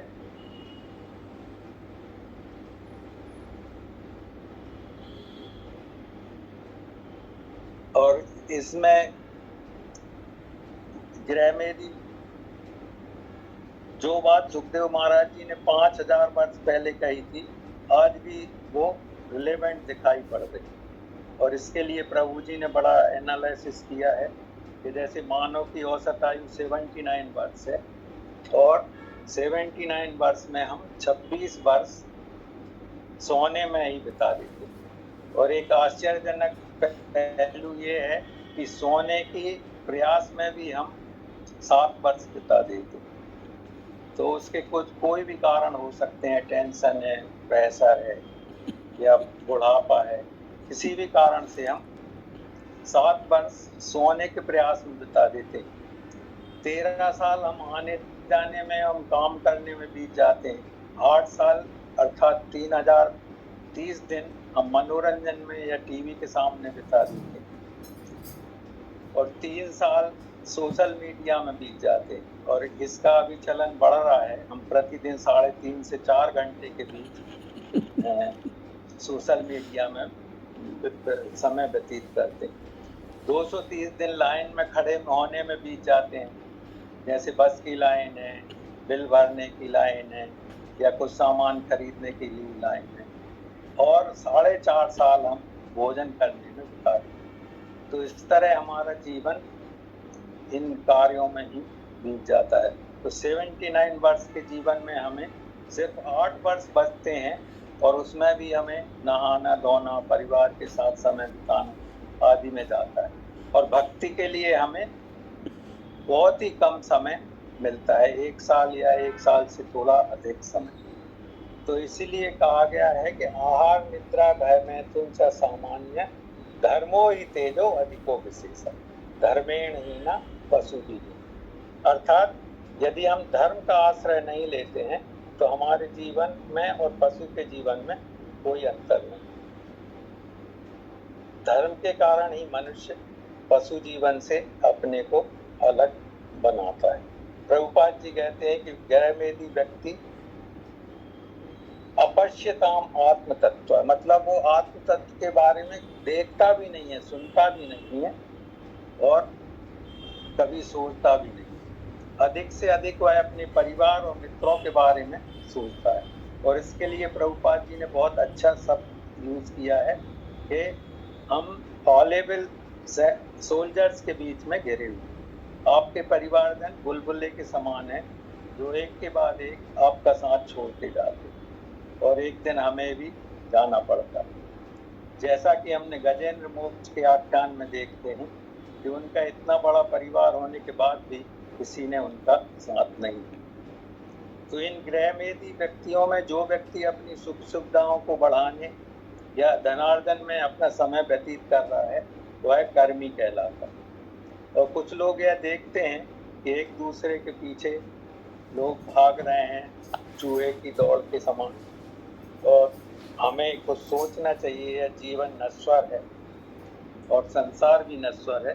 तो वह कुछ सोचता है कि हमें शांति कैसे, लेकिन जब शांति के लिए सोचता है तो और समस्याएं बढ़ जाती हैं, क्योंकि वो भगवान के बारे में उसका कोई कंसेप्ट नहीं है और ना भगवान से के प्रति कोई लगाव है।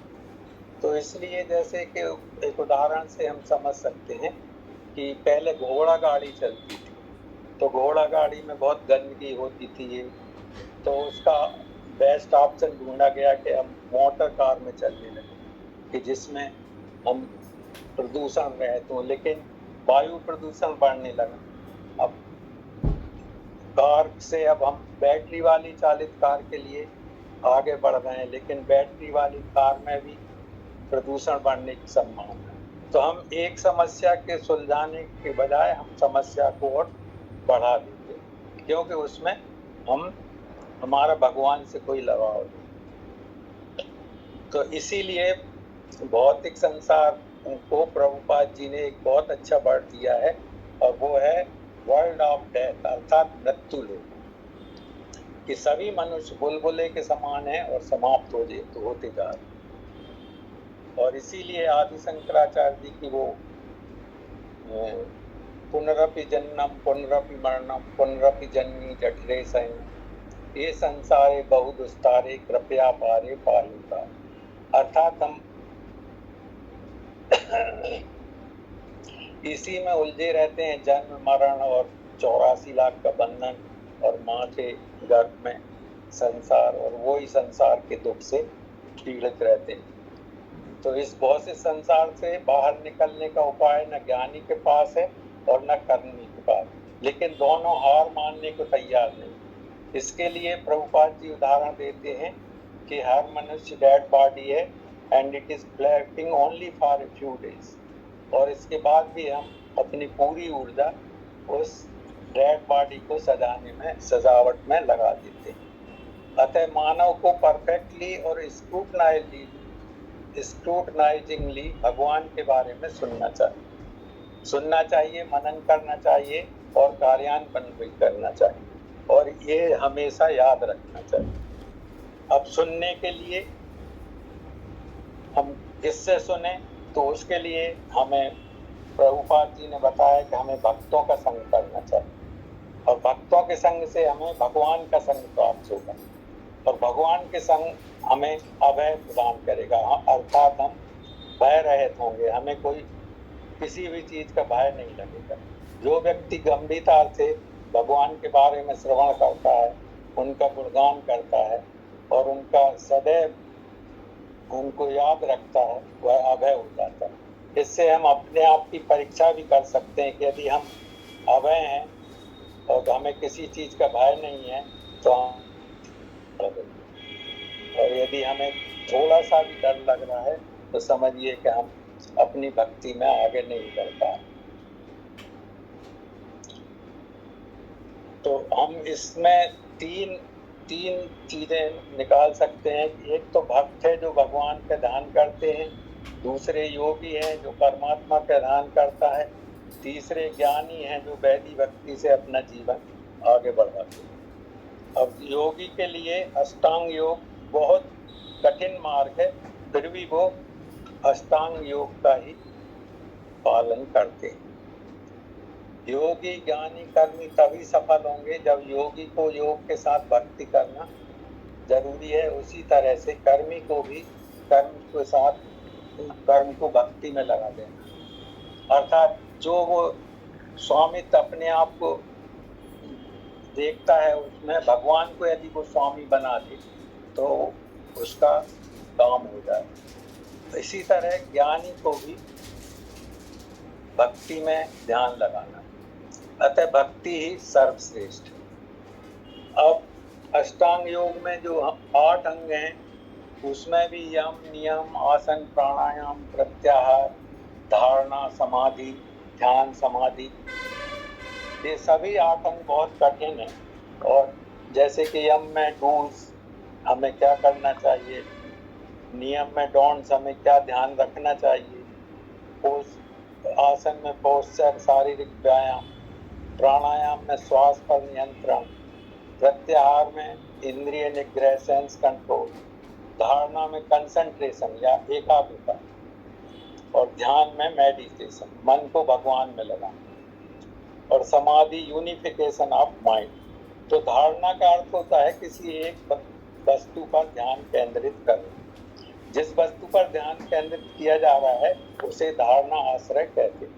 तो योगी का धारणा आश्रय ध्वनि साउंड या फिर ब्रह्म ज्योति। तो साउंड में वो ओमकार का नाद सुनता है या फिर ब्रह्म ज्योति के प्रकाश पर ध्यान लगाता है। जबकि भक्त का धारणा आश्रय भगवान की रूप लीला गुण धाम आदि है। अतः इसका निष्कर्ष यही है कि कर्मी योगी ज्ञानी सभी को भक्ति करना अनिवार्य है। अतः भक्त के लिए मार्ग सबसे सरल है। यह लिफ्ट या एलिवेटर के समान है, जबकि ज्ञानी कर्मी या ध्यानी को सीढ़ियों जैसे चढ़ने जैसा है। तो यहाँ पर हम यह निष्कर्ष निकालते हैं कि भक्ति ही सर्वश्रेष्ठ है। लेकिन परीक्षित महाराज सोचते हैं कि भक्ति मैं कैसे करूं, मेरे पास तो सिर्फ 7 ही दिन है। तो सुखदेव महाराज उनको मोटिवेट करते हैं, वो बहुत बड़े मोटिवेटर हैं। और वो उदाहरण देते हैं कि खटवांग महाराज ने सिर्फ एक दिन के अंदर ही भक्ति प्राप्त कर ली थी। तो आपको तो 7 गुना समय मिला है, तो आप अवश्य ही भक्ति को प्राप्त कर सकते हैं। तो हमें इस प्रश्न का उत्तर मिल गया कि भौतिक संसार के बंधन से छूटने के लिए भक्ति ही सबसे श्रेष्ठ, अन्य विधियों की अपेक्षा भक्ति ही श्रेष्ठ। फिर भी सुखदेव गोस्वामी महाराज आगे के अध्यायों में योग और ज्ञान की विस्तार से चर्चा करें, क्योंकि उसके 2 कारण है। एक तो परीक्षित महाराज अकेले नहीं सुन रहे हैं, वहाँ योगी ज्ञानी सब बैठे हुए हैं। तो सुखदेव महाराज उनके लिए भी विस्तार से इस तरह की चर्चा करेंगे, ज्ञानी और योगी की। और दूसरा कंस्ट्रास्ट, यदि हमें किसी चीज की विशेषता बताना है तो हमें उसका कंपेयर करना जरूरी है।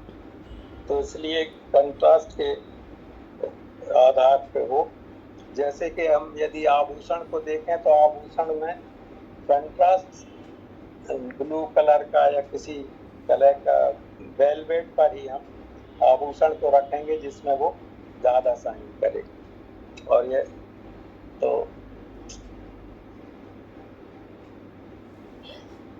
इस संसार में भगवान को ढूंढ, ये एक योगी को लिए क्रमिक भक्ति बताई गई है कि वो धारणा ध्यान का आश्रय करते करते और भगवान के विराट रूप को देखेगा। वो विराट रूप नहीं है जो भगवान ने अर्जुन को बताया था। इसमें भी उसको सोचना, ध्यान करना है कि ये लोक भगवान का शरीर है, सूर्य भगवान की आंखें हैं, ब्रह्म भगवान के लोक, ब्रह्मलोक भगवान का सिर है, पाताल लोक भगवान के पैर हैं। इस तरह से उसे विराट रूप में भगवान के बारे में सोचना। तो इस सत्र में हमने 3 चीजें समझी। एक तो ये कि हमें समय का टाइम मैनेजमेंट करना।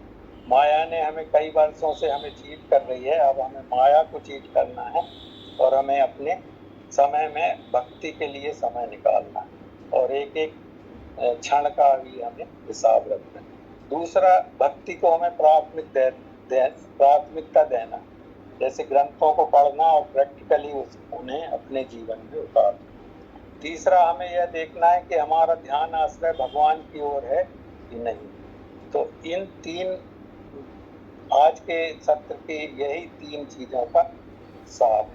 और जैसा कि सुखदेव महाराज ने हरिनाम अनुकीर्तन का बहुत अधिक जोर दिया है, तो हमें अपनी भक्ति के लिए जप और संकीर्तन में अवश्य ध्यान देना चाहिए। यही आज की सार है। हरे कृष्ण। हरे कृष्ण प्रभु जी, बहुत ही सुंदर आपने पूरा हमें रिवाइज भी करा दिया, और रिवीजन से ज़्यादा बड़ी चीज़ थी आपका रियलाइजेशन। हम लोगों का जीवन का जो अनुभव है और आपका जो जीवन का अनुभव है वो ज़्यादा है। तो जब आप उस बात को कहते हैं तो वो और हमें रियलाइज़ होती है कि जब आपके मुख से वो बाहर आती है, आपकी शुद्धता और आपकी प्रामाणिकता के कारण वो और हृदय को छूती है। मुझे तो ऐसा लग रहा था जैसे स्वयं सुखदेव महाराज ही बोल रहे हो और मैं सुन रहा नहीं हूँ। नहीं प्रभु जी, लेकिन मैंने बहुत अधिक अपने जीवन का बहुत अधिक समय गृह मेदी की जगह बर्बाद कर दिया है। अभी अभी मैं भगवान के प्रति आकृष्ट हुआ हूँ। ये आपकी विनम्रता है। वो बाकी अनंत निताय प्रभु जी के जब भी मैं दर्शन करता हूँ तो मुझे समझ में आता है कि वो संस्कार जो है वो आपसे ही आ रहे हैं प्रभु जी, तो ऐसा हो ही नहीं सकता। लेकिन ये आपकी विनम्रता है, ये भी भक्ति का लक्षण ही है। तो बहुत बहुत धन्यवाद। मैं आप सब लोगों को बताऊं कि प्रभु जी ने खुद वॉलंटियर किया, मुझे अलग से मैसेज किया कि ये वाला सत्र मैं करूंगा, और मुझे इतना अच्छा लगा कि प्रभु जी रेगुलरली आते हैं, हमें ब्लेस करते हैं। तो एक बार हम सब लोग प्रभु जी के लिए हरे कृष्ण मंत्र कहेंगे। हरे कृष्ण कृष्ण कृष्ण हरे हरे, हरे राम राम राम हरे हरे। हरि बोल। थैंक यू प्रभु जी, thank you so much. Ajit प्रभु जी भी है आज हमारे साथ। हरे कृष्णा प्रभु जी। हरे कृष्णा दंडवत प्रभु प्रणाम। जी। प्रभु जी इज़ सभी को बैक दंडवत टू प्रणाम। जबलपुर। प्रभु जी यस वापस प्रभु जी। जबलपुर आ गए हैं and he is better now. Yes Prabhu ji. Any realization? बस प्रभु जी, आज का सत्र बहुत ही अच्छा था। और कई लोग कहते हैं कि ध्रुव महाराज को सिर्फ 6 महीने में भगवान मिल गए, बट मैं जब एक लेक्चर याद करता हूँ प्रभुपाद जी का, कि वो कहते हैं it takes only 1 minute. Yes. तो 6 महीने भी मतलब ज़्यादा है। 6 महीने भी ज़्यादा है, if you realize it. Mean yes. तो प्रभुपाद जी की वो बात याद आ जाती है। हाँ, सही बात है। वो ऐसा है जैसे जिक्सॉ पजल का एक मिसिंग पीस है, उसको वापस प्लेस करने के लिए 1 ही सेकंड लगता है, बट वो लाइफ में वो पज़ल सॉल्व करना और सही जगह पे उसको रियलाइज़ करना इम्पोर्टेंट है। तब आपका स्वास्थ्य अच्छा है प्रभु जी? नाउ यस यू आर प्रभु जी। Better. Yes. Some random things वो तो चलता रहेगा। हाँ ठीक है प्रभु जी। Thank you so much Prabhu ji. Hare thank you Krishna, प्रभु जी। हरे कृष्णा। प्रवीण प्रभु जी।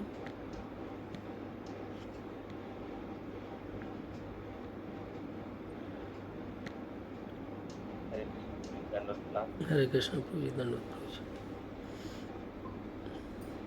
Lecture was amazing as usual, जैसे अच्छा ही रहता है। और उसके बाद में प्रभु जी ने जो समराइजेशन किया पिछले उसका लेक्चर का, तो वो भी अल्टीमेट था, ब्यूटीफुल था। उसमें कहने के लिए ऐसे तो कुछ है ही नहीं। आपने जो बताया वो उसमें से 1% भी अपने जीवन में आ जाए तो कल्याण हो जाएगा। आप पूरा जब ये कर रहे थे तो पूरे सेशन में एक श्लोक मेरे उसमें आया, मन में आया कि उस श्लोक के सारे अंग इस पूरे चरित्र में दिखाई दे रहे हैं, जो 7.16 ओके। चतुर्विधा भजन्ते माम भजन्ते माम। ना यस। सुकृतनो अर्जुन आर्तो जिज्ञासुर अर्थार्थी ज्ञानी च भरतर्षभ। तो सुकृत जो थे वो तो उनके पास पहले से थे, पिछले जन्म के, जिसमें उनको वासना थी और जिसके कारण भगवत यस प्राप्त। यस। तो वो सुकृत थे। और फिर उसके बाद में यहाँ पे क्या हुआ, पहला उनका जो उनके साथ हुआ वो आर्थ। यस, ही और वाज टॉर्चर्ड। फिर माता के पास वो जिज्ञासा लेके गए यस। वाह।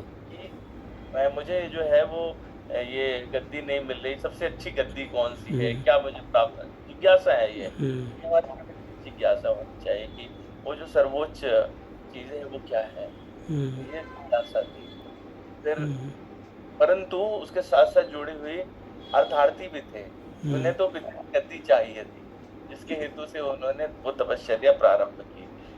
और जब भगवान के दर्शन हुए और नारद जी स्वयं मिलते हैं, तो ज्ञान का प्रादुर्भाव तो उसी समय हो जाता है जब नारद जी मिलते हैं, लेकिन भगवान की तपश्चर्या से वो ज्ञान पुष्ट हो जाता है, दृढ़ हो जाता है। लेकिन वो वासना का अंश जो है वो आखिर तक बचा रहता है, इसीलिए वो इस श्लोक में फिट हो जाते हैं, सारा ये श्लोक का कार्यक्रम हो जाता है।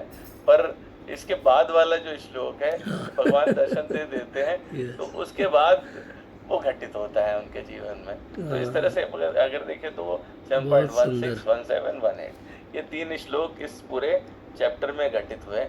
और आमतौर पे ये जो चीज है, जैसा कि आपने कहा कि उत्तानपाद, सारे जीव उत्तानपाद ही हैं और उनके साथ में ये सुरुचि और सुनीति ये रहते हैं हमेशा। जीव के पास में 2 प्रकार के चक्षु होते हैं, ज्ञान चक्षु और चर्म चक्षु। ज्ञान चक्षु यूजुअली उन्हें जागृत करना पड़ता है और चर्म चक्षु जो है वो सामने प्रकट होने से और एक बार चर्म चक्षु का इस्तेमाल करने लगता है तो वही माया से आबद्ध होने की बात है।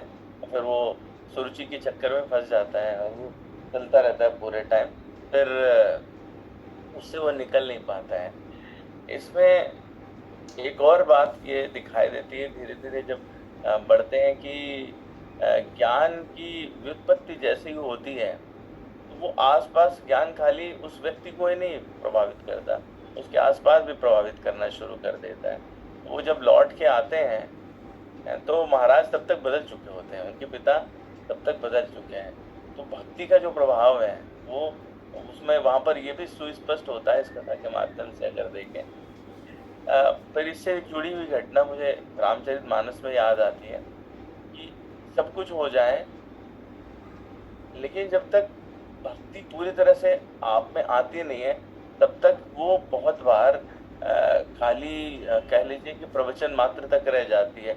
विभीषण के प्रकरण में देखते हैं हम, तो विभीषण के प्रकरण में क्या वो रावण को समझा रहे, जब जाते हैं उससे पहले सुंदरकांड में लाइनें आती हैं कि सुमति कुमति सबके उर रहाई। सुमति कुमति बेसिकली वो देखा जाए तो सुनीति और सुरुचि है। नाथ पुराण निगम यश का सब जगह है, जहाँ सुमति तहाँ संपत्ति नाना, जहाँ कुमति तहाँ विपत्ति निदाना।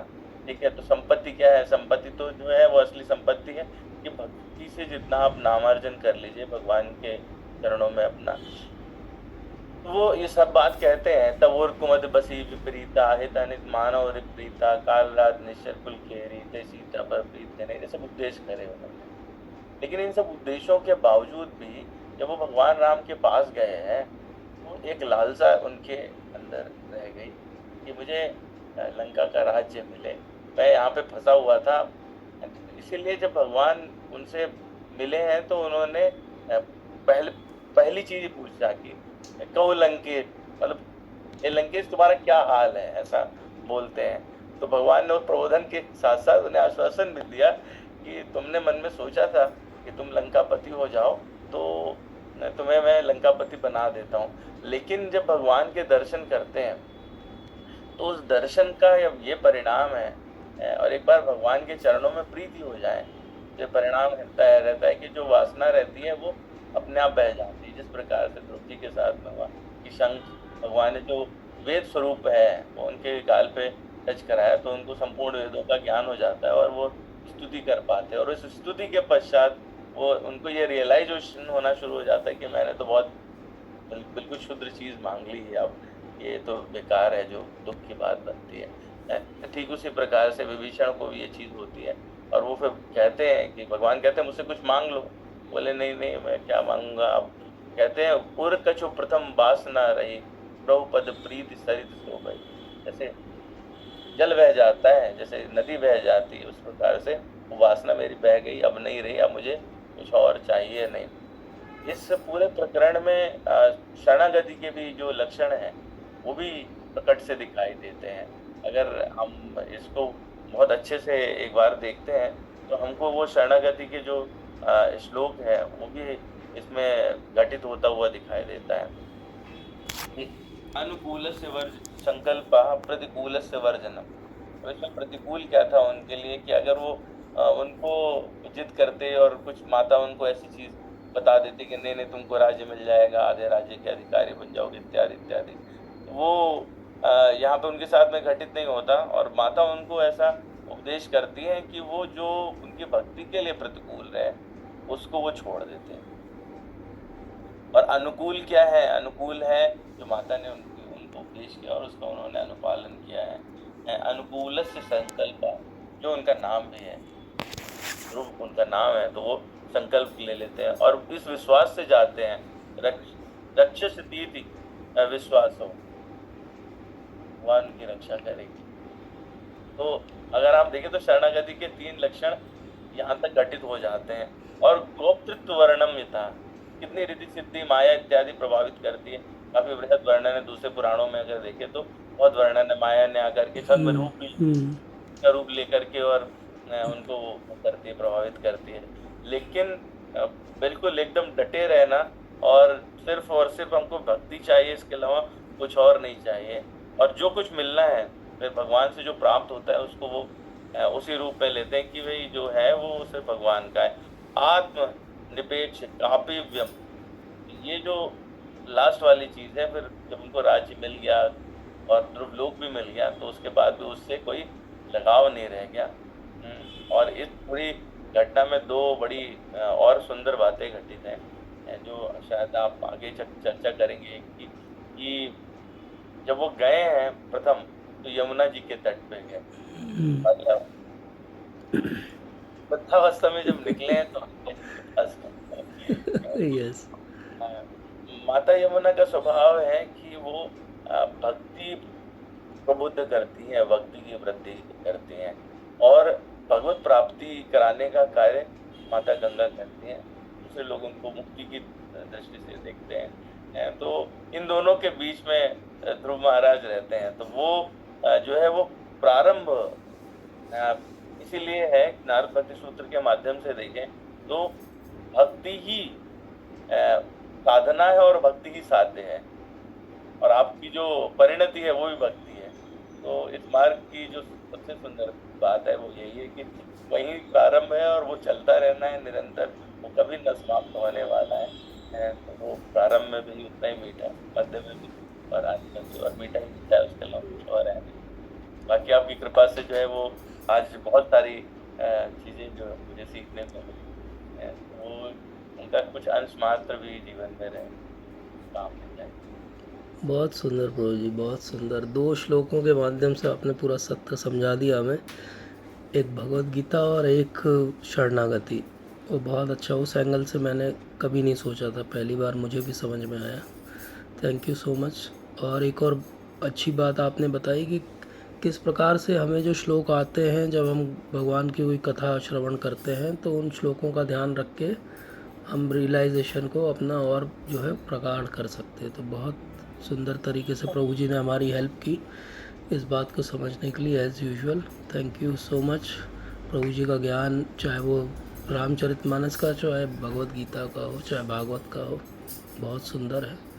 और जैसा प्रभु जी कह भी रहे थे तो वो हम अगले सत्र में भी, क्योंकि बहुत सारी बातें अभी रह गई हैं, तो हम अगले सत्र में हम आगे के चैप्टर्स लेंगे, ध्रुव कथा का समापन करेंगे, लेकिन हम आरंभ फिर शुरू से ही करेंगे। तो जो बातें अब रह गई हैं उन डिस्कस करना उनको करेंगे। तो अगर कोई और प्रश्न नहीं है तो हम यहीं पे आज विराम देते हैं। हम प्रश्नोत्तर इस सत्र से संबंधित अगले सत्र में लेंगे, जब हम अजीत प्रभु जी का हैंड रेस है। प्रभु जी आप कुछ कहना चाहते हैं? प्रभु जी, पिछले सत्र का एक प्रश्न था, मैं एक्चुअली उस दिन हाँ जी जी, हाँ जी जी, बताइए ना प्रभु गया था जी जी। तो मैंने 4 तारीख को फिर आपका रिकॉर्डेड सेशन देखा था। अच्छा, thank you so much Prabhu ji, thank you so much वाला जी। तो जी प्रभु जी, मेरा प्रश्न है प्रभु जी के, वैसे तो जैसे हम बोलते हैं कि हमें भगवान और डेमी गॉड्स के जो एक्शन है उनको नॉर्मल ह्यूमन बीइंग से कंपेयर नहीं करना चाहिए, बट मेरा प्रश्न ये है प्रभु जी के, जैसे सती माता जी ने जैसे उनका अपने पेरेंट्स के राइट और रॉन्ग जो भी उनका एक्शन था उसके प्रति जो उनका क्रोध था तो उन्होंने अपना जीवन समाप्त कर लिया। तो इज इट मतलब वो शास्त्र सम्मत है कि नहीं उनका एक्शन? हाँ जी प्रभु जी, इस पे बहुत सारे इस पे मॉरलिस्ट लेवल पे बहुत सारे प्रश्न उठते हैं कि जिस प्रकार से सती माता ने जो किया वो क्या बोनाफाइड है, क्या वो शास्त्र सम्मत है। प्रभुपाद से भी ये प्रश्न किया गया। प्रभुपाद का ये कहना है कि जब तक, प्रभुपाद परपट में भी ये बात लिखते हैं कि जब तक उनका अपमान हो रहा था, दक्ष प्रजापति उनकी तरफ ध्यान नहीं दे रहे थे, तब तक सती माता ने उतना रिएक्शन नहीं दिखाया। उन्होंने तब दिखाया जब उन्होंने देखा कि वहाँ पे शिव जी का भी अपमान हो रहा है, उनके लिए यज्ञ में कोई भी स्थान नहीं नियत किया गया, और तब वो क्रोधित होती हैं और तब वो रीज़न देती हैं। वहाँ पे एक श्लोक है जिसमें वो रीज़न देती हैं कि क्यों वो शरीर त्याग रही हैं। वो फ्रस्ट्रेशन में किया हुआ सुसाइड नहीं है, वो डिप्रेशन में लिया हुआ एक्शन नहीं है, वो एक कॉन्शियस अंडरस्टैंडिंग के साथ एक्शन है कि क्योंकि ये जो आप कृत्य कर रहे हो वो आप अपने शरीर से कर रहे हो और आपके माध्यम से मुझे ये शरीर मिला है। तो वो ये जानती हैं कि वो तो एक आत्मा है और उनका शिव जी के साथ जो संबंध है वो शाश्वत है। तो वो ये कहती है कि ये शरीर में अब मैं नहीं रहूँगी, I will change my body, and that is the reason why she leaves that body. तो वहाँ वो बहुत क्लियरली इस बात को कहती भी हैं। जैसे हम इससे पहले वाले स्कंद में जाएं तो वहाँ पे ब्रह्मा जी के साथ ऐसा होता है, ब्रह्मा जी अपना शरीर छोड़ते हैं, फिर वो शरीर कोई और योनियाँ जो है वो ग्रहण कर लेती, फिर ब्रह्मा जी और सटल जो है शरीर धारण करते हैं, फिर वो अगली योनियाँ ले लेती है। इस प्रकार का पूरा डिस्क्रिप्शन है। तो जैसे भगवान कहते हैं भगवद गीता में, वामसांसी जीर्णानि यथा विहाय नवानि गृह्णाति नरोपराणि। तो ऐसी बात है वो। वहाँ पे ये नहीं सोचना चाहिए या ये मोटिवेशन उससे नहीं लेना चाहिए कि अच्छा हमारे घर में कोई प्रॉब्लम हो तो हम सुसाइड कर लेंगे, क्योंकि सती माता ने भी सुसाइड किया था। That was not a suicide, it was a conscious decision to leave that body. They have that power. उन्होंने कोई फांसी का फंदा नहीं लगाया, कोई कुएं में नहीं कूदी, नर्मदा जी में नहीं कूदी। उन्होंने क्या किया, अपने अंदर से योग बल माया से अग्नि का आह्वान किया और वो शरीर उन्होंने त्याग दिया। तो ये प्रोसेस ही टोटली डिफरेंट है, इसलिए वो एक spiritual bonafide way of living that body है। लेकिन obviously we are not in that plane and we can not actually copy that. ठीक है प्रभु जी? जी प्रभु जी। Thank you. क्योंकि अब मैं और विस्तार से तो नहीं जाना चाहता, लेकिन क्योंकि ये प्रश्न उठा है तो हमारे गौड़ वैष्णव सिद्धांत में सुसाइड को बिल्कुल भी मान्यता नहीं दी गई। इनफैक्ट ऐसा हुआ कि महाप्रभु जब चले गए तो गोस्वामी इसके मन में आया कि अब वो अपना शरीर त्याग देंगे, क्योंकि महाप्रभु से विरह उनका जो है वो सहन नहीं हो रहा है। लेकिन रघुनाथ दास गोस्वामी जब आते हैं तो वो कहते हैं, बाकी गोस्वामी उन्हें समझाते हैं कि ये शरीर आपका नहीं है, ये भगवान का है। आपने तो अपने आप को पूरा भगवान को समर्पित कर दिया है, और भगवान का है तो उसको भगवान की सेवा में लगाना। इसी प्रकार से सनातन गोस्वामी को बहुत सारे बॉयल्स हो जाते हैं। आप चैतन्य चरितामृत पढ़ें तो उस समय वो निर्णय करते हैं कि अब ये शरीर में त्याग दूंगा, क्योंकि बार बार महाप्रभु आते हैं और मेरा आलिंगन करते हैं और सारा पस जो है वो उनके ऊपर लग जाता है, मुझे अच्छा नहीं लगता है। तो वो समझाते हैं, महाप्रभु स्वयं आके उन्हें फिर से आलिंगन करते हैं और वो तो सब कुछ जानते हैं, भगवान है। तो वो कहते हैं कि मुझे पता है सनातन तुम्हारे मन में क्या चल रहा है, लेकिन ये शरीर तुम्हारा नहीं है, शरीर तो तुम मुझे दे चुके हो, तो मैं जो बोलूँगा वो तुम्हें करना पड़ेगा। तो वैष्णव कभी भी सुसाइड नहीं करते, कभी डिप्रेस नहीं होते, क्योंकि उन्हें पता है कि जो कुछ हो रहा है वो हमारा प्रारब्ध है। वो शरीर के स्तर पे उसको हम सहन करेंगे और अच्छे से सहन करेंगे, उससे बाहर निकलेंगे और अपने जीवन में भक्ति पे कभी आँच नहीं आने देंगे। और यही हम सती माता के केस में देखते हैं कि फिर वो वापस हिमालय की पुत्री के रूप में उनका जन्म होता है और फिर से वो तपस्या करती हैं, वो लीला होती है और फिर भगवान उनका वर्ण कर लेते हैं। तो ये भगवान भी दर्शाते हैं कि वो जीवात्मा को कभी त्यागते नहीं। ठीक है प्रभु जी? I hope it was satisfactory answer. जी thank you so much. Thank you. हाँ, मैडम का हैंड रेज है, मैडम कुछ कहना चाहती? हरे कृष्णा प्रभु जी। हरे कृष्ण माता जी, दंडवत प्रणाम। सब भक्त लोगों को यहाँ से आपके चरण स्पर्श और नमस्कार करना चाहती हूँ। आप लोग इतना अच्छा भागवत और सब लोग अपने अपने इतने बढ़िया पढ़ के आके और इनपुट देते हैं, तो मुझे सिर्फ एक भक्त माल का एक श्लोक याद आता है। भक्त भक्ति भगवंत गुरु चतुर नाम बपू एक, इनके पद वंदन किए नासत विघ्न अनेक। अर्थात भगवत भक्ति भगवान और गुरु कहने को तो चार हैं, किंतु वास्तव में इनका स्वरूप एक है। इसलिए मैं सबको, आप सभी लोगों को, आप सभी हरि भक्तों को आपके चरणों में नमस्कार करती हूँ। हम सब भी माता जी आपको नमस्कार करते हैं, क्योंकि आपका भागवत प्रेम हम सब का भागवत प्रेम जोड़ दिया जाए तो उससे भी 1000 गुना अधिक है। तो आप इसी प्रकार से अपनी कृपा बनाए रखिए। प्रभु जी, मेरा तो शुरुआत है, मैं जैसे बोलती हूँ बिल्कुल मैं आप लोग के साथ में बस आपके पीछे पीछे चली जाऊंगी। हम सब साथ में चलेंगे, प्रभुपाद के पीछे चलेंगे। जी, थैंक यू माता जी, thank you so much for that nice gesture. जी माता जी, आपका हैंड रेज है। हरे कृष्ण प्रभु जी, हरे कृष्ण दंडवत माता प्रणाम। जी, धन्यवाद प्रणाम। जी माता जी। सब प्रभु जी दंडवत प्रणाम। जी प्रभु जी, लिंग से थोड़ा सा हटकर क्वेश्चन तो पूछ सकते हैं? हाँ, पूछ लीजिए माता जी, प्रयास करेंगे। प्रभु जी जैसे ना मतलब भक्ति कर रहे हैं और चैंटिंग कर रहे हैं, तो कभी कभी ये हो जाता है कि जैसे साल 1.5 साल हो गए और बहुत मन से भक्ति कर रहे हैं, और एकदम से कुछ ऐसा हुआ कि मतलब समझ में नहीं आया कि एकदम से रुचि क्यों हट रही है। तो प्रभु जी ऐसा क्यों हो रहा है, ये समझना चाह रहे थे। और हो भी रहा है तो वापस से वही वाला उत्साह कैसे ले आए प्रभु जी?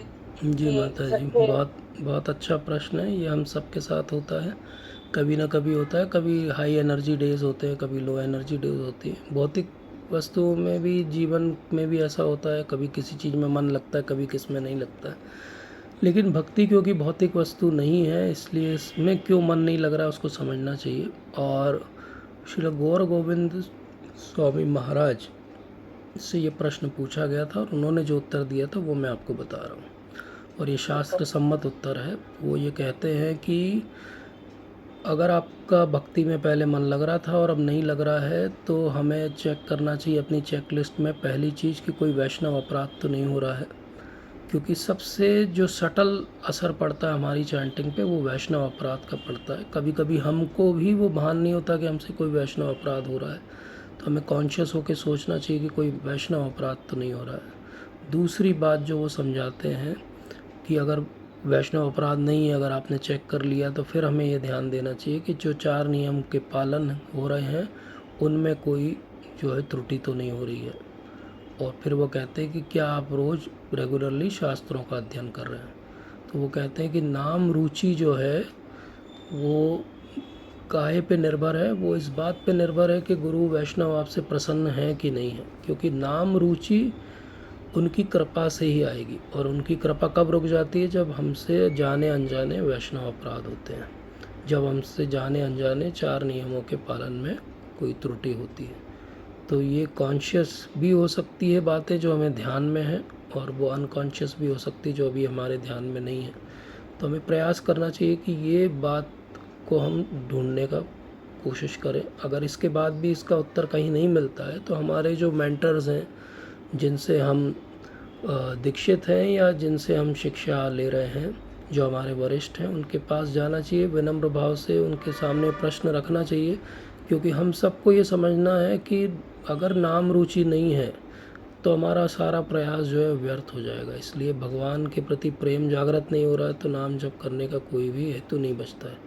इसलिए प्रयास करें कि नाम जप में रुचि बने, और अगर वो कम हो रही है तो देखें हम कि क्या हो रहा है। कई बार बहुत सिंपल से रीज़न भी हो सकते हैं टेक्निकल टाइप के, कि हम बहुत फास्ट चैंटिंग कर रहे हैं, हम कंसंट्रेट नहीं कर पा रहे हैं अपनी चैंटिंग में।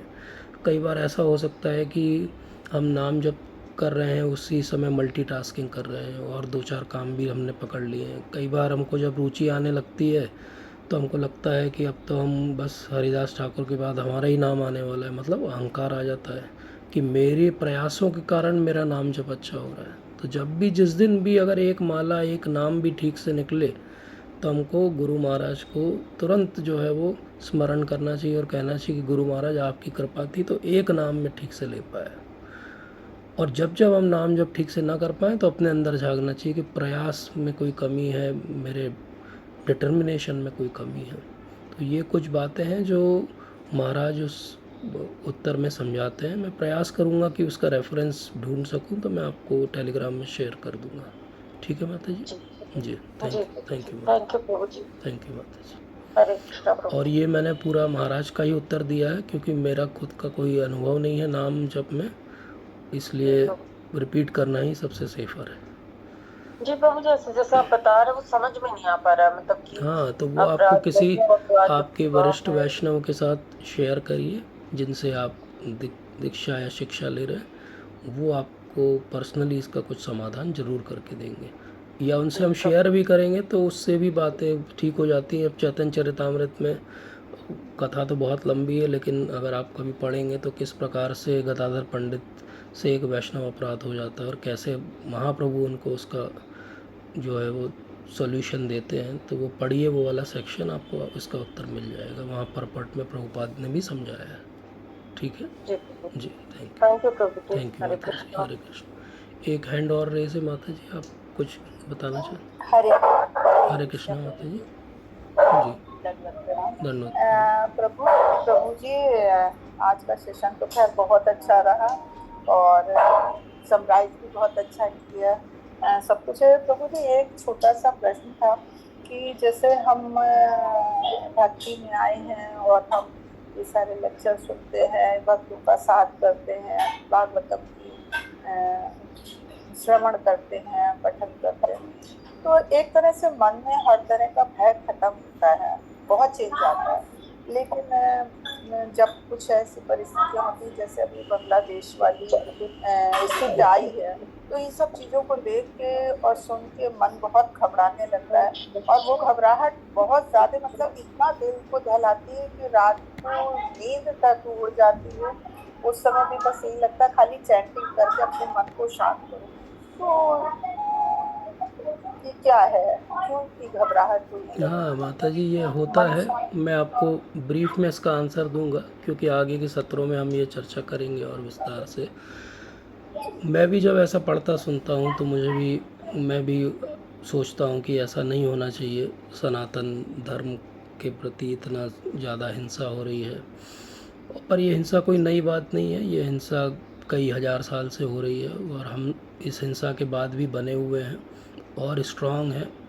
और हमारा एक धर्म है जो बिना किसी फोर्स कन्वर्जन के भी, विदेशी जो भक्त हैं वो बढ़ते जा रहे हैं विदेशों में। इसका अगर आप कभी रशिया जाएं, कभी आप यूरोपियन कंट्रीज़ में जाएं, तो बिना किसी फोर्स के लोग अपने आप अपनी चॉइस से वैष्णव बन रहे हैं। तो इसलिए हमारा धर्म कोई खतरे में नहीं है। जहाँ तक वो पर्टिकुलर पॉलिटिकल सिचुएशन की है, उसके लिए मैं एक सिंपल सा आपको सॉल्यूशन देता हूँ।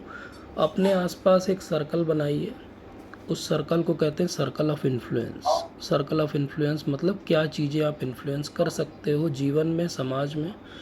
उस सर्कल ऑफ इन्फ्लुएंस में अगर कोई बात आती है तो डेफिनेटली उस पर रिएक्ट करिए, प्रयास करिए और सुधारने के सारे उपक्रम करिए। अगर कोई बात हमारे सर्कल ऑफ इन्फ्लुएंस से बाहर है, ना हम होम मिनिस्टर हैं, ना हम प्राइम मिनिस्टर हैं, ना हम प्रेसिडेंट हैं, ना मिनिस्टर ऑफ एक्सटर्नल अफेयर्स हैं, ना हम कोई इंडियन फॉरेन सर्विसेज के ऑफिसर हैं जो वहाँ पोस्टेड हैं, तो हम तो एक सिंपल से जीवात्मा हैं जो जबलपुर में है, और हम अखबार में या फेसबुक या व्हाट्सएप पे उस बात को पढ़ रहे हैं। वो कितनी सच है कितनी गलत है हमें नहीं पता। हमें विश्वास रखना चाहिए कि हमारे जो लीडर्स हैं वो भी उसी तरह से सेंसिटिव हैं जैसे हम हैं हमारे धर्म के लिए और उसके प्रोटेक्शन के लिए। और वो भरसक प्रयास डायरेक्टली इनडायरेक्टली सामने बैकग्राउंड में हर तरह से कर ही रहे होंगे, और इसमें कोई शक भी नहीं करना चाहिए। तो आई थिंक यही पीसफुल रहने का तरीका है। अदरवाइज़ तो हमें सबको पता है कि कलयुग बढ़ेगा तो ये बातें और बढ़ेंगी, और इसीलिए ये सब बातें जब होती हैं तो हमारा भक्ति में विश्वास बढ़ना चाहिए, न कि कम होना चाहिए। और भक्ति में हमारी दृढ़ता भी बढ़नी चाहिए कि हम बस यहाँ से कैसे निकल जाएं और कितनों को अपने साथ ले जा पाएँ।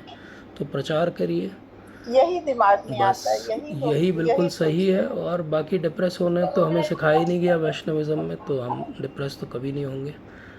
जो भी अगर कोई इस प्रकार से हिंसा के कारण मृत्यु को भी प्राप्त हो गए हैं तो हम उनके लिए प्रार्थना करेंगे, और हमें पता है कि वो भगवान के लिए गए हैं यहाँ से, तो भगवान उसी प्रकार से उनको ले जाएंगे अपने लोक में जैसे वो ध्रुव महाराज को लेने अभी अगले सेशन में आएंगे। तो we should not worry about them, we should not worry about us also. So be relax and chant your rounds. ठीक है माता जी, तो आप सबका बहुत बहुत धन्यवाद। Thank you so much. विशेष रूप से धन्यवाद प्रवीण प्रभु जी का। बहुत सुंदर तरीके से उन्होंने 2 श्लोक ऐसे सिखा दिए कि अब हमें जीवन भर याद रहेंगे। थैंक यू सो मच प्रभु जी। वाञ्छाकल्पतरुभ्यश्च कृपा सिन्धुभ्यैव च पतितानां पावनेभ्यो वैष्णवेभ्यो नमो नमः। जय श्रील प्रभुपाद। ग्रंथराज श्रीमद् भागवतम की जय। हरे कृष्णा।